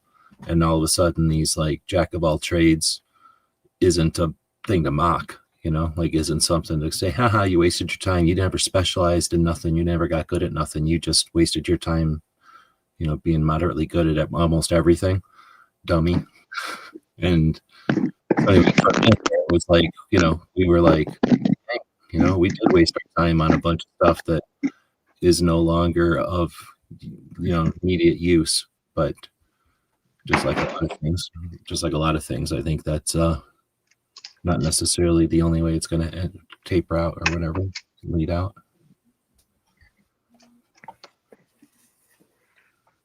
Yeah, it's whatever, man. Hey, I'm alive for it. I appreciate it. And even if I don't appreciate it, I'll fake it till I do. It's like, hey, you got to be around for this. You got the opportunity to change your format of how you listen to music 5 times. And it's still developing, really, because I'm still, obviously it's all digital now, but now I'm listening to the Cirrus, and I could be talked into something else, but you know what I mean? There's like still like free options to listen to whatever you want randomly, free options to listen to, libraries and specific playlists, and then all these, paid ways of listening to literally anything you want. Look, I bought Thriller. That was one of my first albums I ever purchased. Then I bought it on DVD. I'm not buying it again. I don't care what format you put it in. I'm not buying it again. If you think about it, right? You could have purchased it on the album, CD, No, but you kind of are cassette. though, because if you got a subscription to Spotify or to Oh, Sirius or never to mind. something like that, you're kind of buying it again in a new format. It's just that now you're Right. giving them a fraction of a penny, and every other album you're never going to listen to a fraction of a penny. Yeah, we're finally paying a penny an album now. Ha! It's true. And it's a massive Ha! scam Can't like it count. was back then. True. Yeah, we're finally paying a penny an album now. If you go by Spotify. But yeah, dude, it is times have changed and I'm really thankful for it. And sometimes, yeah, you do have nostalgia because it wasn't just a thing, it was the time frame and where you were during that thing, you know? Like the cars and all of that stuff. They were great, but they were horrible. you know, oh, what about the hot rod? They were great in a straight line. None of them could turn for crap. Kind of a good So, point. yeah, And the thing I thought you were going to go with, like, were they comfortable to drive in? Like, no. oh, yeah. And Yeah, nah. half the time you'd smell whatever was coming out the engine, and you could hear it. You're all deaf because of it. Radios got loud for a reason, because the world was just loud. And then you'd open windows because the air conditioning wasn't the same as now. So yeah, it was a Yeah. lot different. And now I can't. I mean, I'm not used to it because I don't have electric car. I only know one or two people with electric cars, and I don't hang out with them enough to I'm not used to them. So I'll be minding my business, and somebody in an electric car will be behind me. A giant SUV, it's electric or something, scares the shit out of me. You know what I mean? Like, that's going to give me a heart attack before any kind of Harley or something, which is annoying when it goes by with its mufflers and shit. But these lack of sound things, you just hear tires going, something heavy swishing tires behind you, and you turn around, there's a giant SUV moving behind you. Like, that kind of shit can be creepy in a different way, or annoying in a different way, or dangerous in a different way. Yeah. You may not be able to hear true. dog is sleeping right now. Oh, I hear him.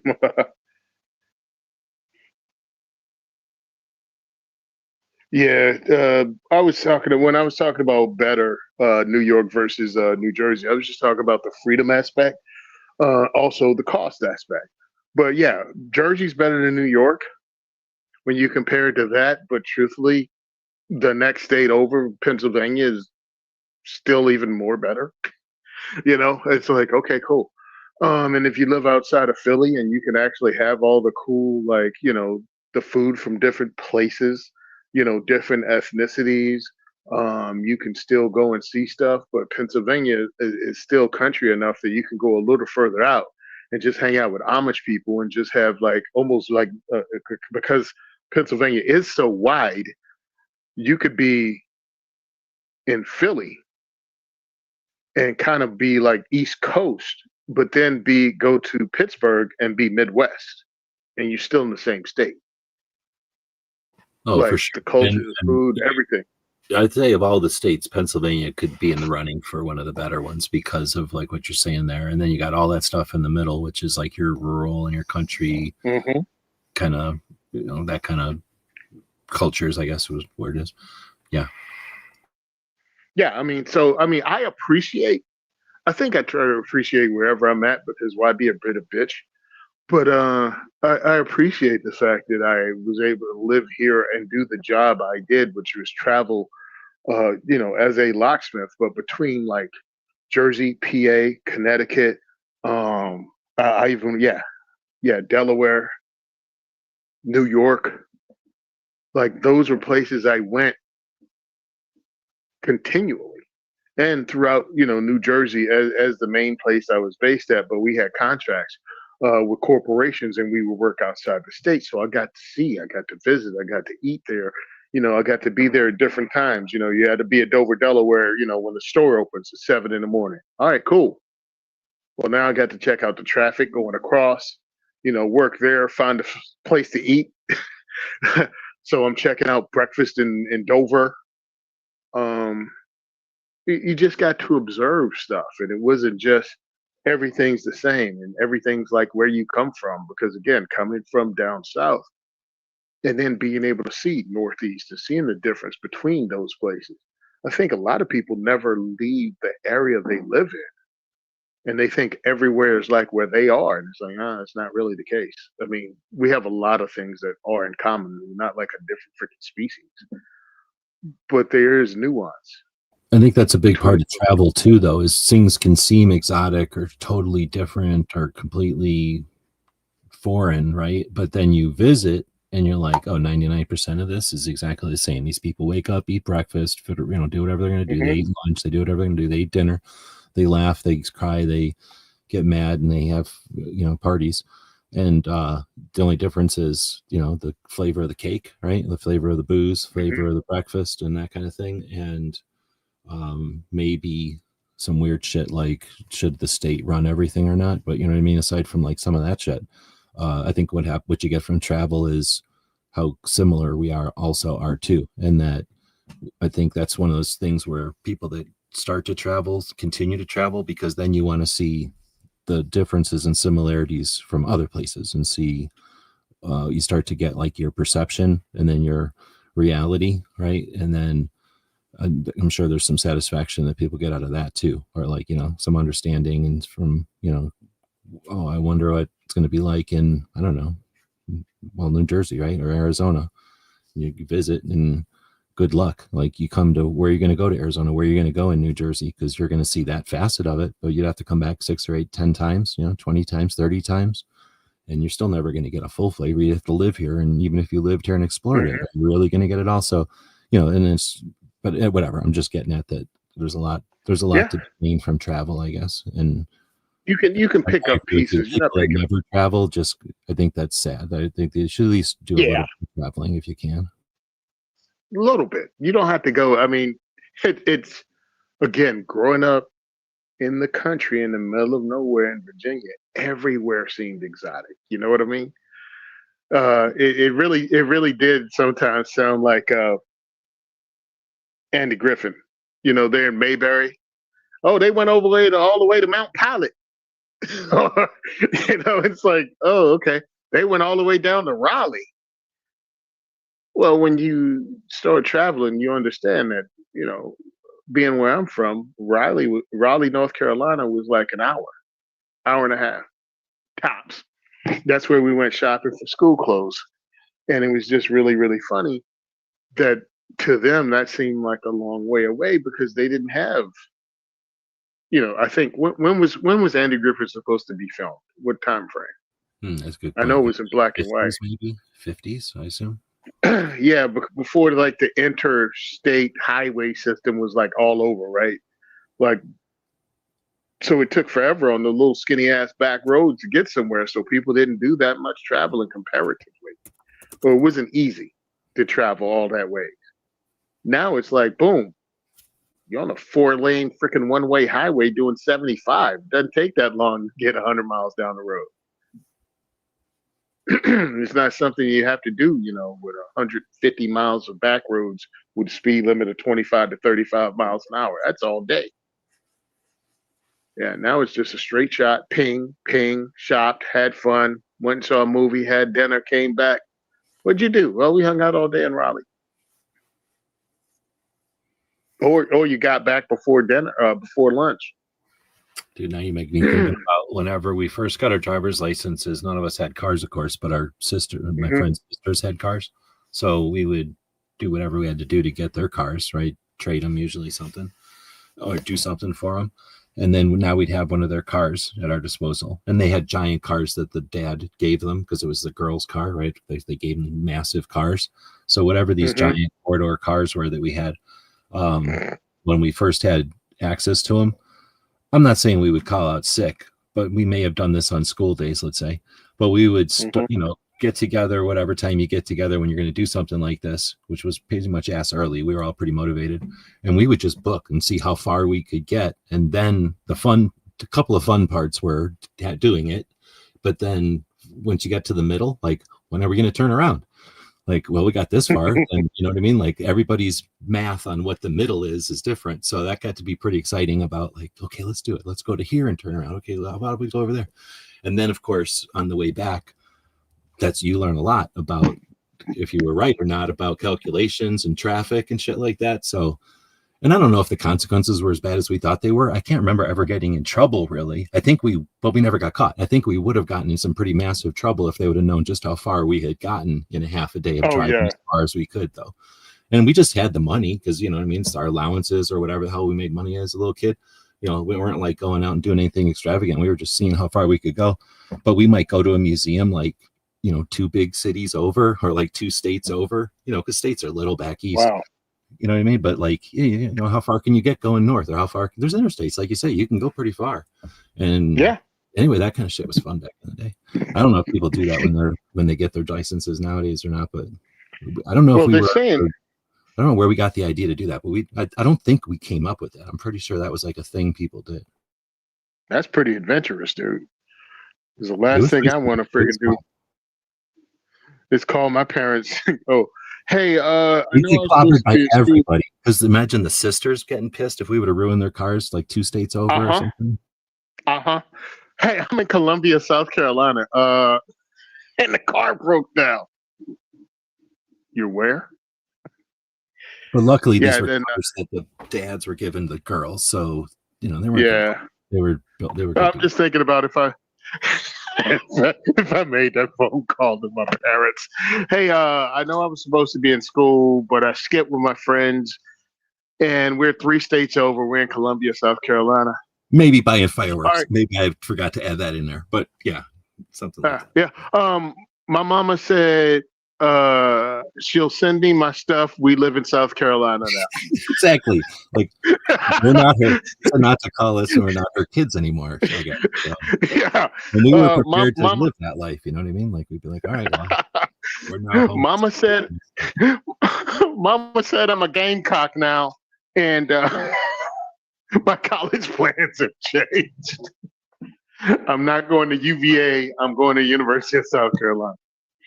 There you go. So you like drive 4 hours, grab a fish lunch, and back for dinner. That's the kind of shit that would happen.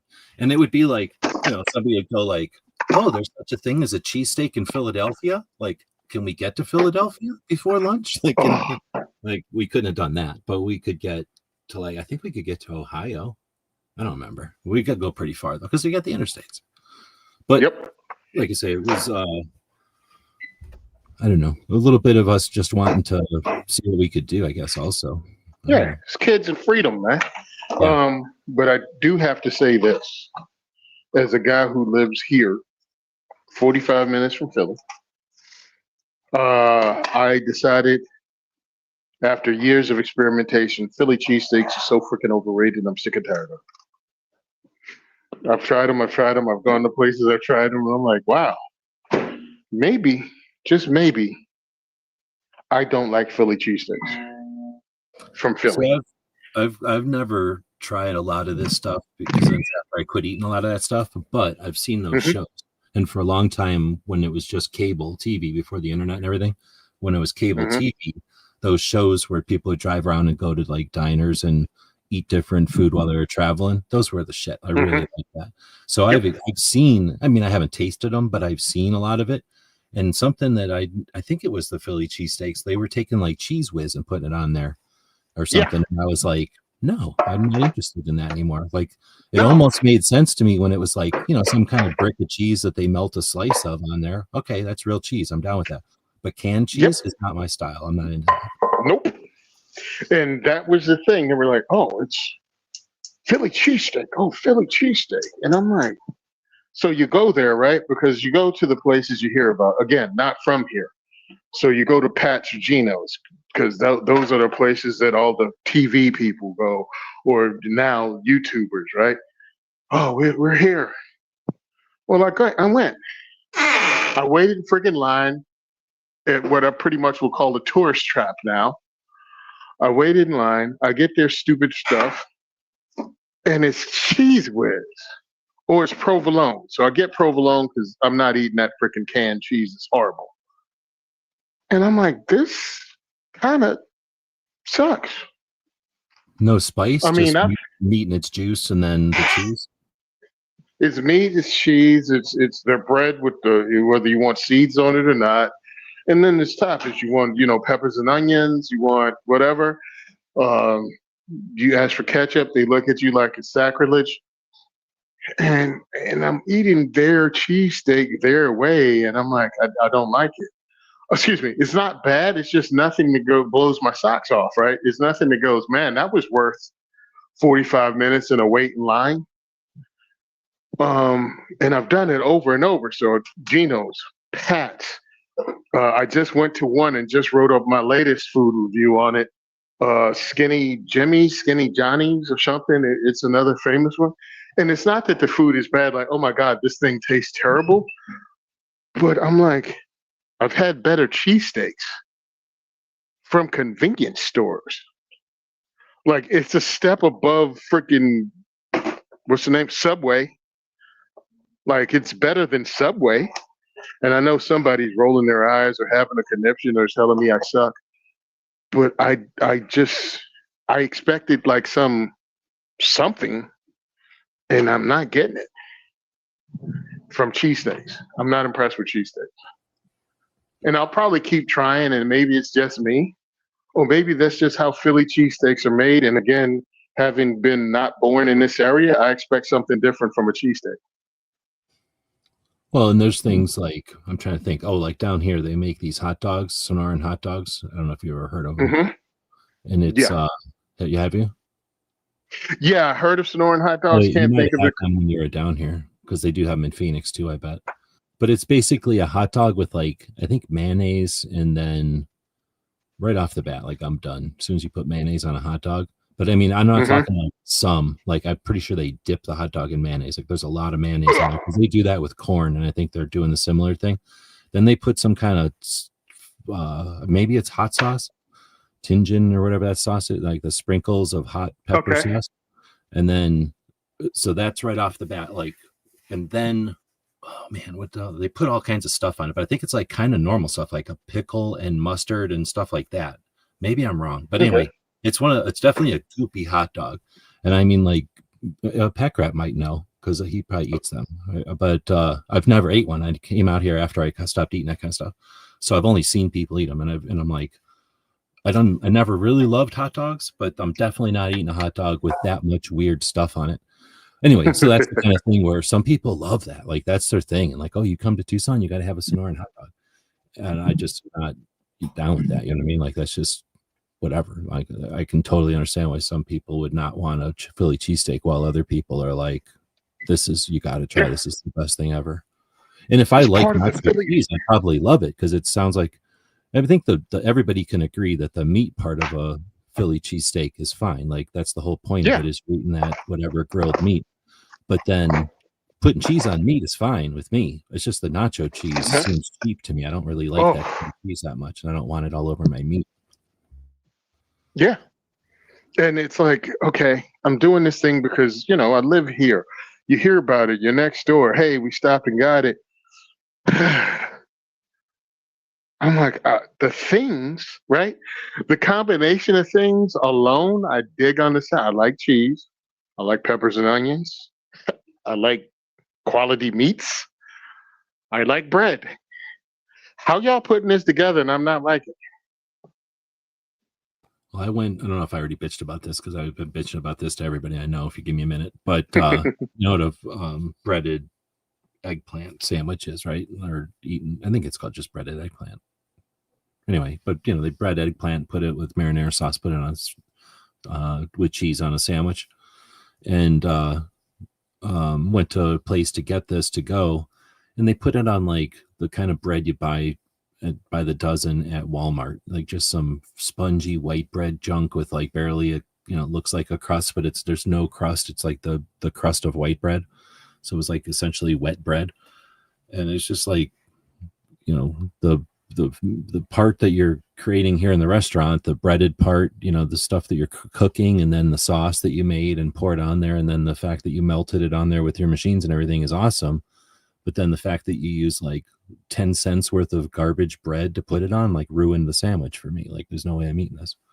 And because like the bread is like half the reason you're eating the sandwich, right? Like, especially if you go to an Italian place, you want it to be Italian bread. If you go to a Greek place or something, you want it to be Greek, made that way, right? Or whatever kind of restaurant you go to, you want it to be good bread. Otherwise, what's the point? Eat a salad, Nope. as they say. Yep. Yeah, I just posted up. Yeah, Geno's and Pat's, they're 100% the tourist trap. Geno's and Pat's, two different places. They're like across the road from each other. They're the, Hatfields and McCoy of cheesesteak, if you believe it. But they're really the, what's the name of the place in South Carolina? South of the border. They're the south of the border of cheesesteak places. It's just a tourist trap. Oh, you're going to get it. You got to stop at those two places. Nah, stop at any pizzeria. You've been to these Pudges and D'Alessandrios? No, I haven't been to those. But I mean, it's also, to me, it falls in line with Buc-ee's,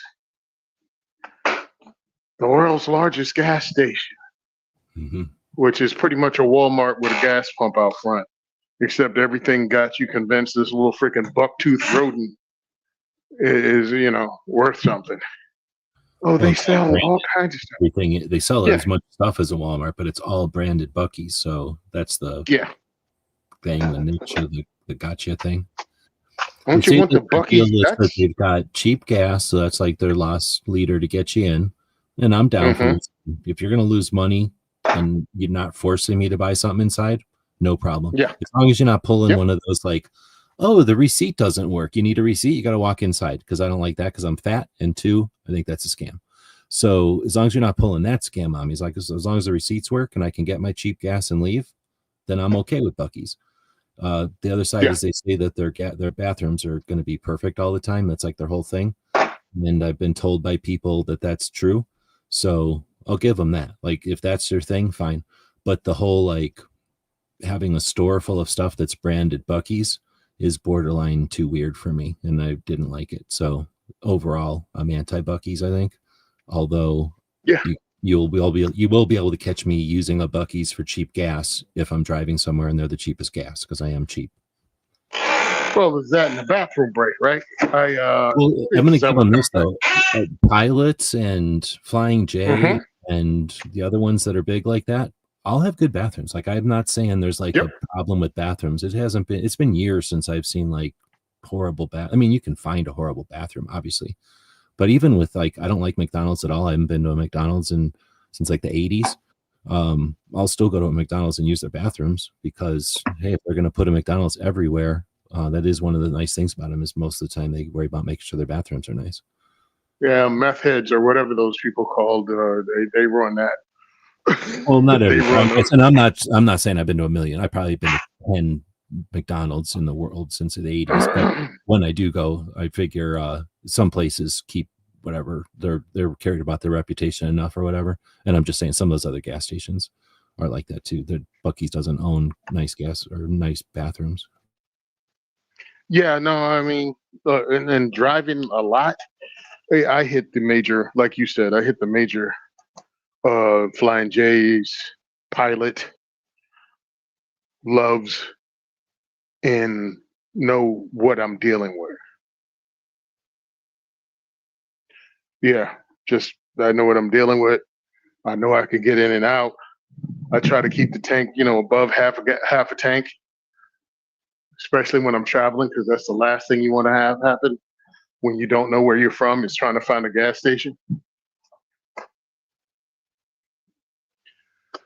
Especially if somebody that lives like I do, lives in the city areas of Jersey where people somehow, where are you from? What set you represent? Just corny ass conversation. I'm like, what are you talking about, dude? You're asking me, you see this gray hair? I don't have the closest bathroom. By the way, where is that? What's that? No, whenever they ask you that question, you're like, whichever one has the best bathroom, and where is that? Because that's where I'm going. Yeah, right. What set you claiming? Bro, you see the gray hair? My set is AARP. That's my set. Maybe Ben Gay. Won't have time for this. I've never been to a Buc-ee's. Wouldn't mind trying it. I mean, I definitely would recommend checking it out. It's because it's literally like, well, it's weird because it's a giant building. There's cash registers on the middle, and then it's like a long building because there's a ton of pumps. So there's like a door with a register, the register in the middle, and then another door with a register on the other end. And then there's like the place where they make the meat and the bakery and shit in the middle with that set of registers. And there might be doors there, but then the stores mirror themselves. So like as you go from the middle to the outside doors, it's just the mirror of itself, if I remember right. So it's like just a lot of the same shit. Or maybe I'm wrong. Maybe it's clothes on one side and food on the other. I think I'm wrong. It's food on one side and clothes on the other. But it's just, like you say, like almost as much stuff as in like a Walmart. Or a super Walmart, Yeah, except that it's all branded Buc-ee's. So like Buc-ee's lettuce and Buc-ee's carrots and Buc-ee's cheesecake and Buc-ee's pine cone treats and like all this kind of food. And then you go to the other way and it's like Buc-ee's hat, Buc-ee's socks, Buc-ee's belt, Buc-ee's. You know what it is? It's like that one. There's got to be it was like in that one movie with Chevy Chase, I think. Yes, it's the like, moose out front should have told you. Yeah, that movie exactly. Yeah. Yep. So whatever. I tried a couple of the different things, and I was like, the nuggets were like a Cheeto that they didn't put through a Cheeto machine. They like a cheese machine. They put it through a caramel corn machine. So it's like a Cheeto inside with a caramel corn outside, and that didn't compute to me. Like I understand it, but I don't want to eat that. I want to eat a Cheeto when I'm eating that. You know what I mean? It tasted wrong to me. It's food. This flavor doesn't go with this texture. Yeah, but all they did is take a Cheeto and wrap it in caramel corn instead of cheese, and that's what a bucket is.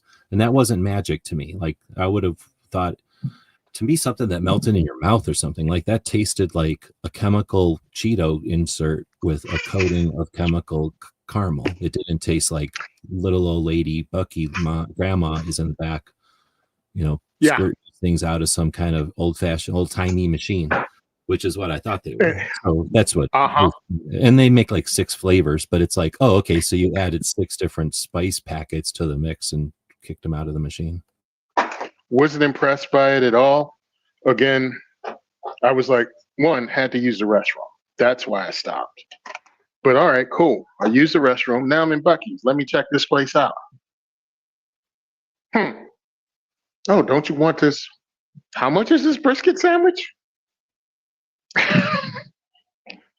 It's like the prices are. I had a burrito or something, and it was not good. It's Tex-Mex, and I do not like Tex-Mex, which is sweet, and for some reason everything's sweet. But they do say their meat stuff. People talk about that, but I have no idea. Did you try any of that? Yeah, I did, and I mean, it wasn't bad. It was just the price you paid for this, and again, it's like it's a tourist trap. Fine. I won't be stopping there. I'll stop at a Pilot, get out, use the bathroom, and leave. You know what I mean? Or they have food in those that they make fresh too. Yeah, seriously. Pilot is like trying to help you out and be interesting. And like, what's cool is like any of these places, really, you can go in there and not really know what you want, but you're got another 700 miles to go and you want to eat something to keep you going or whatever. So it's like, oh yeah, mint or something, or like, oh yeah, corn dog. They're both gonna have it. It's just that Buc-ee's is gonna have it wrapped in a Buc-ee's logo. Wrapped in a Buc-ee's logo. I only went because I wanted to experience it too. But like I say, once I was there and I was like, it seems kind of too intentional, like manipulative. I mean, I was like, it's not fun. It's not. What do you call it? It's not like, oh, cool, this is fun. It was like, man, this is hardcore corporate. Yeah, corporate. Like this is engineered. This is not. 100%. Yeah, it's all engineered. It's all fake. There's not a fun Bucky memory that this goes with. This is just something they made. We're gonna make money off of this thing, and it's fine. You don't get sued for this because it's true. Like they're corporate, and I think you hit it. Like if it would have been like, am I allowed to say like Mickey Mouse or like Bugs Bunny or somebody, like then it'd have been like, oh, okay, I got some found childhood memories. I want to buy this character on a shirt and on a belt and all this other stuff. But it's like, oh, this is the guy from the gas station. Like you say, this is the rodent from the gas station. Yeah, it's not like it was the Warner Brothers store, right? That I could buy a Bugs Bunny ink pen. And because of you watch cartoons for your childhood, and this has an association with the character. In this case, the character is like I can shit comfortably or pee without somebody looking at me funny. Yeah, a clean bathroom.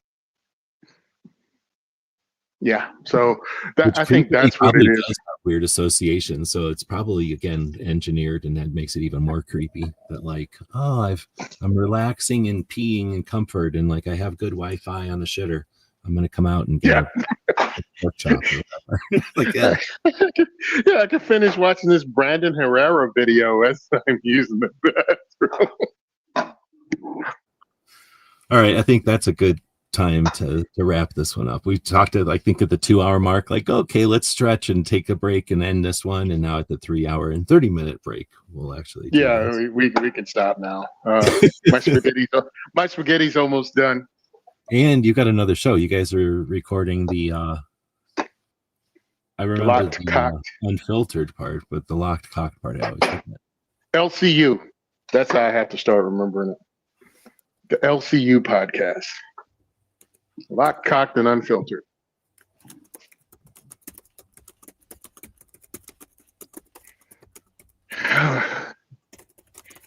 Sorry, I'm texting someone. Yep. Texting me some. Yeah, thanks everybody for joining us. Hope you're having a great weekend. Consider Tony when you're doing your Tuesday. What do they call it? Like nonprofit or yeah.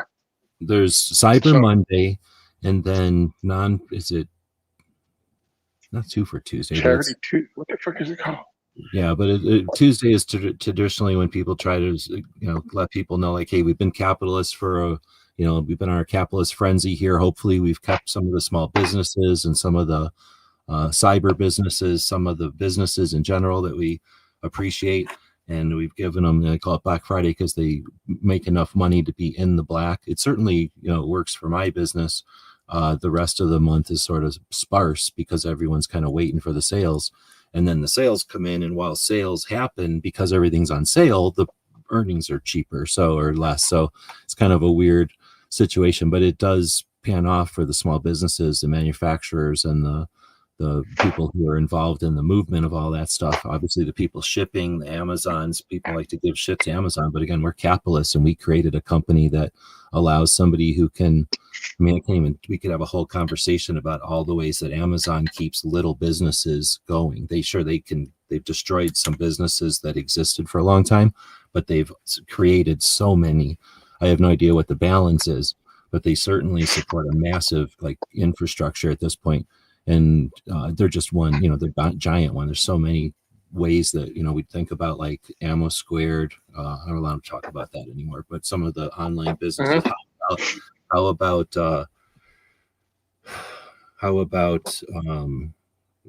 gun food? That's what we should be talking about. Like online businesses like that one that are able to happen because of the ability to send stuff and not have to need brick and mortars and all that kind of stuff. When I was doing the gear websites for a long time, that was keeping me going, literally helped me keep the house and stuff. And again, I appreciate the people and over the years that participated by purchasing stuff there and making that stuff of interest and of value, and making people aware of it. And that's the kind of stuff that as capitalists we do accomplish each year at this time of year, right? And I guess the reason I'm leading up all that is that as capitalists, we also understand that our financial resources is one of our tools. It's one of the things that we wield, and we're able to affect change in the world with where we spend our money, how much we spend. So when it comes to Giving Tuesday, I think that's when it is. So thanks, Foss. Yep, that's it. Giving Tuesday. Yep. As soon as I was not thinking about it, it came to me. So on Giving Tuesday, that's an opportunity for us to now look around and say, how much do I have for a minute? And let's make a point. Let's do something of significance on this day. And I'm going to recommend that you think about Tony and his project, the diversity shoot and the 2A for E. DJ posted some links earlier. I'll link to them here, or I'll post to them. And again, if you're thinking about it, but there's so many good organizations out there. You talked about KD, so Kids to Kings. They work with Walk the Talk America. They do good work. You've got Guns for Everyone doing free CCW classes for everybody. But I could go on and on. We could go on and on with all the different things that are out there. I think I found DJ's links here, and I'm looking for the one to Patreon, or not Patreon, PayPal, although Tony has a Patreon too, I think. Yeah. But PayPal. So, but again, that's Giving Tuesday. On Cyber Monday, think about all those companies, like we said, Gun Food and others out there that are online that are in our realm, that if you got money to spend and you're going to be spending it anyway, think about whatever sales they got going on. There's content creators out there that'll have affiliate links to a lot of that stuff, and that's how those relationships, and that's how the relationships, what's the word? Like, you have a relationship with a company and a creator, but then that relationship, it has to go full circle. There has to be a reason for that relationship, for it to keep going, for the company to keep going, and for the influencer to be able to have something to talk about. And that's all, again, we're capitalists, and most of the time it's going to be something about red dots or grip angles or some kind of optic or something. But yeah, all those things are happening, and this is the time when those guys get their codes and when they get the links. And I'm doing that on the Amazon side. People do that on their channels. People do that with their businesses, I'm sure.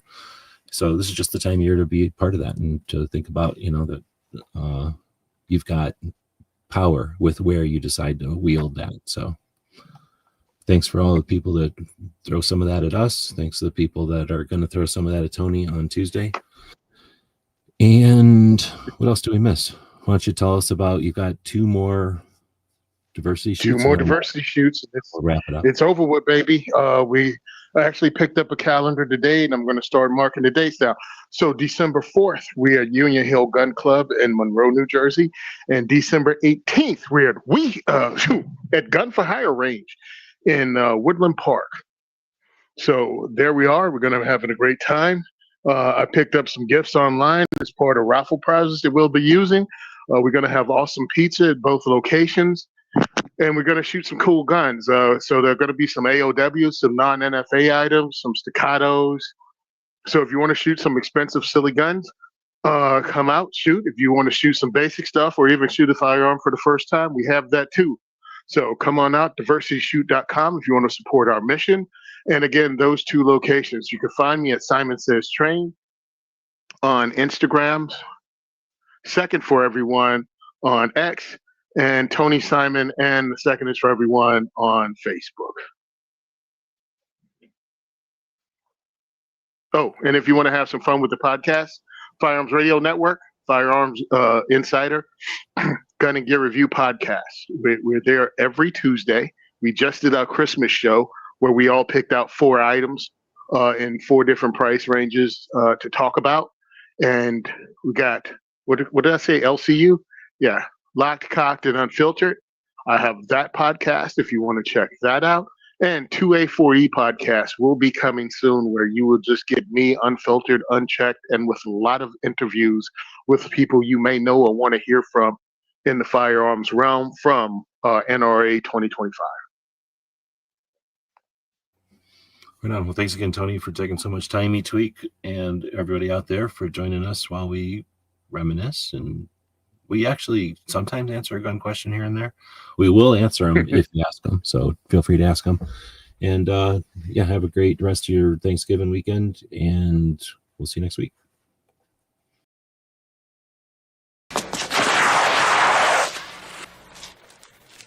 Shit.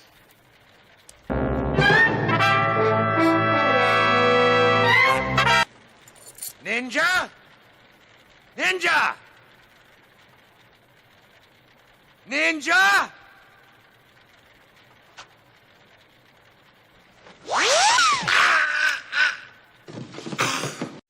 It's 11:59 at Radio Free America, and this is Uncle Sam with music and the truth until dawn. Right now, I got a few words for some of our brothers and sisters in the occupied zone. The chair is against the wall. The chair is against the wall. John has a long mustache. John has a long mustache. It's 12 o'clock, Americans, another day closer to victory. And for all of you out there on or behind the lines, this is your song.